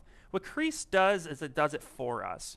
So by coming over, hovering over an edge with ZModeler, choosing crease, and then crease complete, I'm just going to add a crease, and then when I turn on dynamic subdiv, notice that the smoothing is happening and it's keeping me a really nice sharp edge. There's even more control of that if I were to go to crease, and then I can actually choose crease subdivision levels based on the creasing. So I can actually say, crease that poly group, so it gives me nice and sharp, but it's at level 15, that's too much. I can actually say, you know what, let's do crease level 2. So then if I were to get off subdivision, if I subdivide once, and then twice, and then 3 times, once I get to level subdivision 3 or 4, it's going to start creating a fall off. And that's going to look really, really nice. So creasing is just a faster way of actually controlling edge loop fall off. And I can control it either via with a crease or with supporting edge loops. What I like to do is leave this alone at 15, create a crease, subdivide a couple times, and then that's going to give me really nice low res, delete lower. Look at that. So now I have this nice. So at this point, if I were to actually try to bake to this later, it actually gives me something that's really nice and gives me some nice edge loops. So creasing just creases an edge and keeps things nice and sharp. That's like the easiest way to explain it. Is the saber going to be printed? I've considered printing it, yes. I have considered doing that, and I might prep it for sure. We will see. Right now I'm prepping for May the 4th, so I have another project that I am going to be coming up with soon that definitely will be 3D printed. So if you guys like helmets, that's coming. Do I do UVs in ZBrush and not Maya? I do UVs wherever I can. I do them in ZBrush. I've done them in Maya. I've done them in Blender. I've done them in Cinema 4D. So wherever it's convenient for me and how fast I can get it. Right now, in the 2023 package, the easiest way to get UVs that are nice and clean is so this cylinder right here, what I could do, utilizing that crease function, so piggybacking off of that, is if I go to UV Master, right, this is the old way of doing stuff where we would have UVs. Well, check this out. With that crease function, now I have all these poly groups. I can literally say, look, you know what I'm going to do? First things first is I'm actually going to hover over an edge with my ZModeler, and I'm going to now do shortest path. I'm going to click that point, and I'm going to zoom all the way down here, and I'm going to click that point. That's going to give me this nice crease right down the middle, right? And then I'm going to go to crease by polygroups, okay?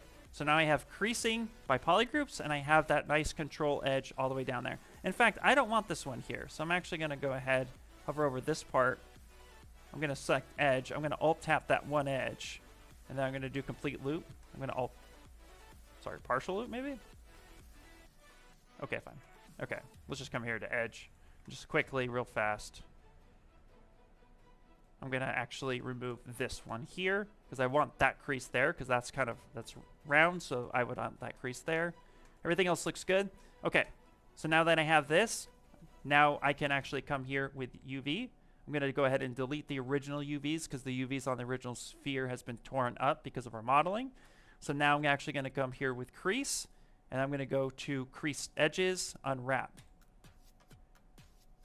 Give that a second. Now if I turn bump down, unwrap this, done. Now if I see something like this that's going on here, like I don't like this part here, so this section in particular, so I'm actually going to grab this one, I'm going to mask everything else off. I'm going to go morph back, right? So I actually did want that crease, that edge there to be unwrapped. So I'm actually going to come through here, and I'm going to go ahead and crease this area. So it looks like that needed to be unwrapped there. So then I can come through, just delete that real fast, unwrap that, make that change. So now you can, in ZBrush, you can actually create creasing and cuts based on that. And you can actually come through and separate that out.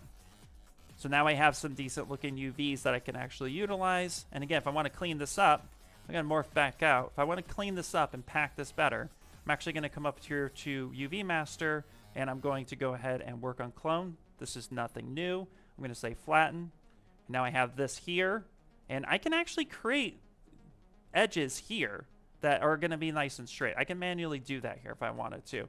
So I can actually maybe pick this one here. Let's hover over an edge, and I'm going to go ahead and actually choose this edge by mask. And I'm going to hover over my partial loop. I'm going to click that, invert that, okay? And then I'm going to use the gizmo, reset the gizmo, and then I'm actually going to go ahead and straighten that edge using the scale function. So I'm going to click this guy here, invert that, send that over here, so I can actually come through real quickly, and I can actually clean this stuff up. Say that's straighter, invert that one, that's straighter. So I can do this like this if I wanted to. Get that nice and clean. And then if I want to pack things, right, I can scale this down and actually set this over here if I wanted to. That's not going to matter, so I can manipulate by using the poly groups, cleaning this up, maybe move over this one. Maybe this one was supposed to be bigger, just for whatever reason, just so you could see. Come through here, and then I can go and say unflatten, and then I just come up here to copy UVs, and then I go back to my original one, this guy here, which was, I have so many things now.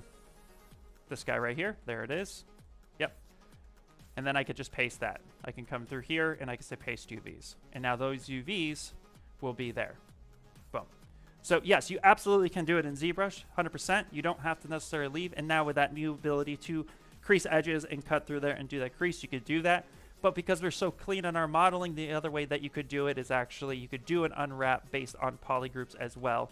And you can unwrap it this way, and then you can say flatten. And so I also chose to do it by polygroups. So there are lots of ways to go about doing that. The choice is yours. But I've done it in pretty much everything. I know, right? Yeah.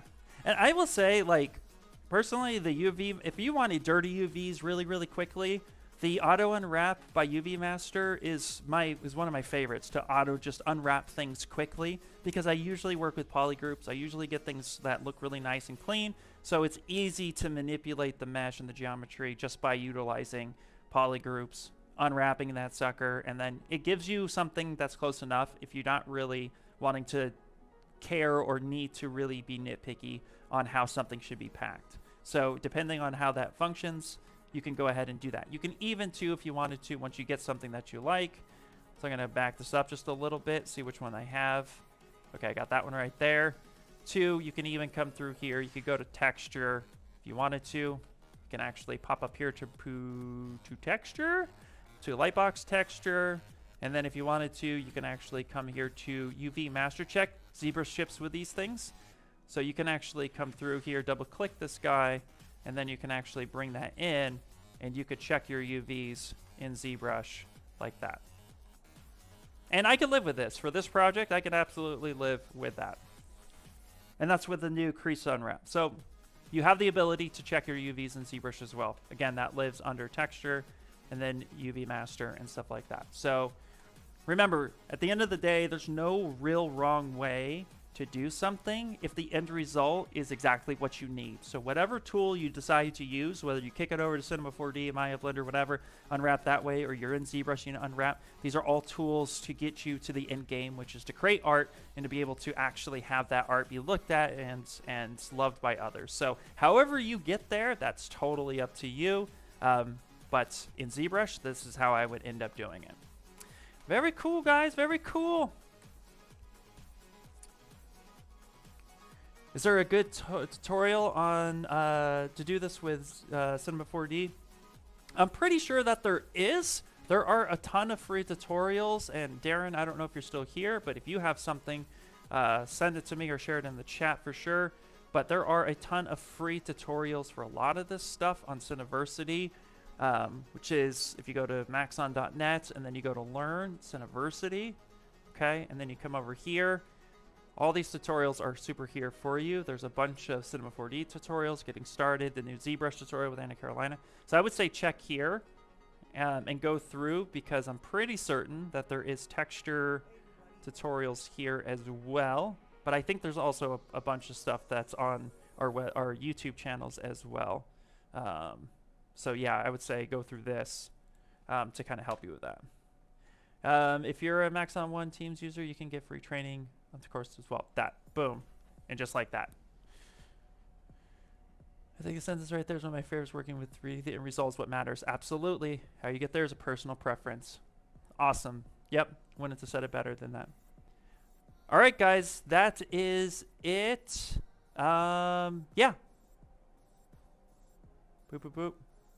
Okay, that's going to be it for the day, guys. Thank you guys very, very much for everything. I really love the questions and hanging out. So this will be up for us to take a look at, i.e. for you guys to take a look at and follow along again. The stream usually like bakes for 30 minutes, and then I got to go through and chapter it. Chaptering takes a little bit of time, but it will be chaptered, so you guys will be able to go through that as well. So give me a little bit of time. It will be chaptered. You can go through and have fun. But that's how you build a lightsaber in ZBrush, and hopefully you guys really enjoy it. If you want next week, if we want to talk about any type of rendering, let me know, or just message me at some point in time. Be like, hey, I would actually like to see this thing getting rendered in ZBrush, because again, this render right here was done with my previous lightsaber. That was done completely 100% in ZBrush, and I actually have a trick of how to do some nice shadows and AO within it. So if you want to see that, we can cover that next week for sure. That's it. I will talk to all of you guys later. Thank you for hanging out. And as always, happy sculpting and create art. Tag me if you do anything. Later, Gators.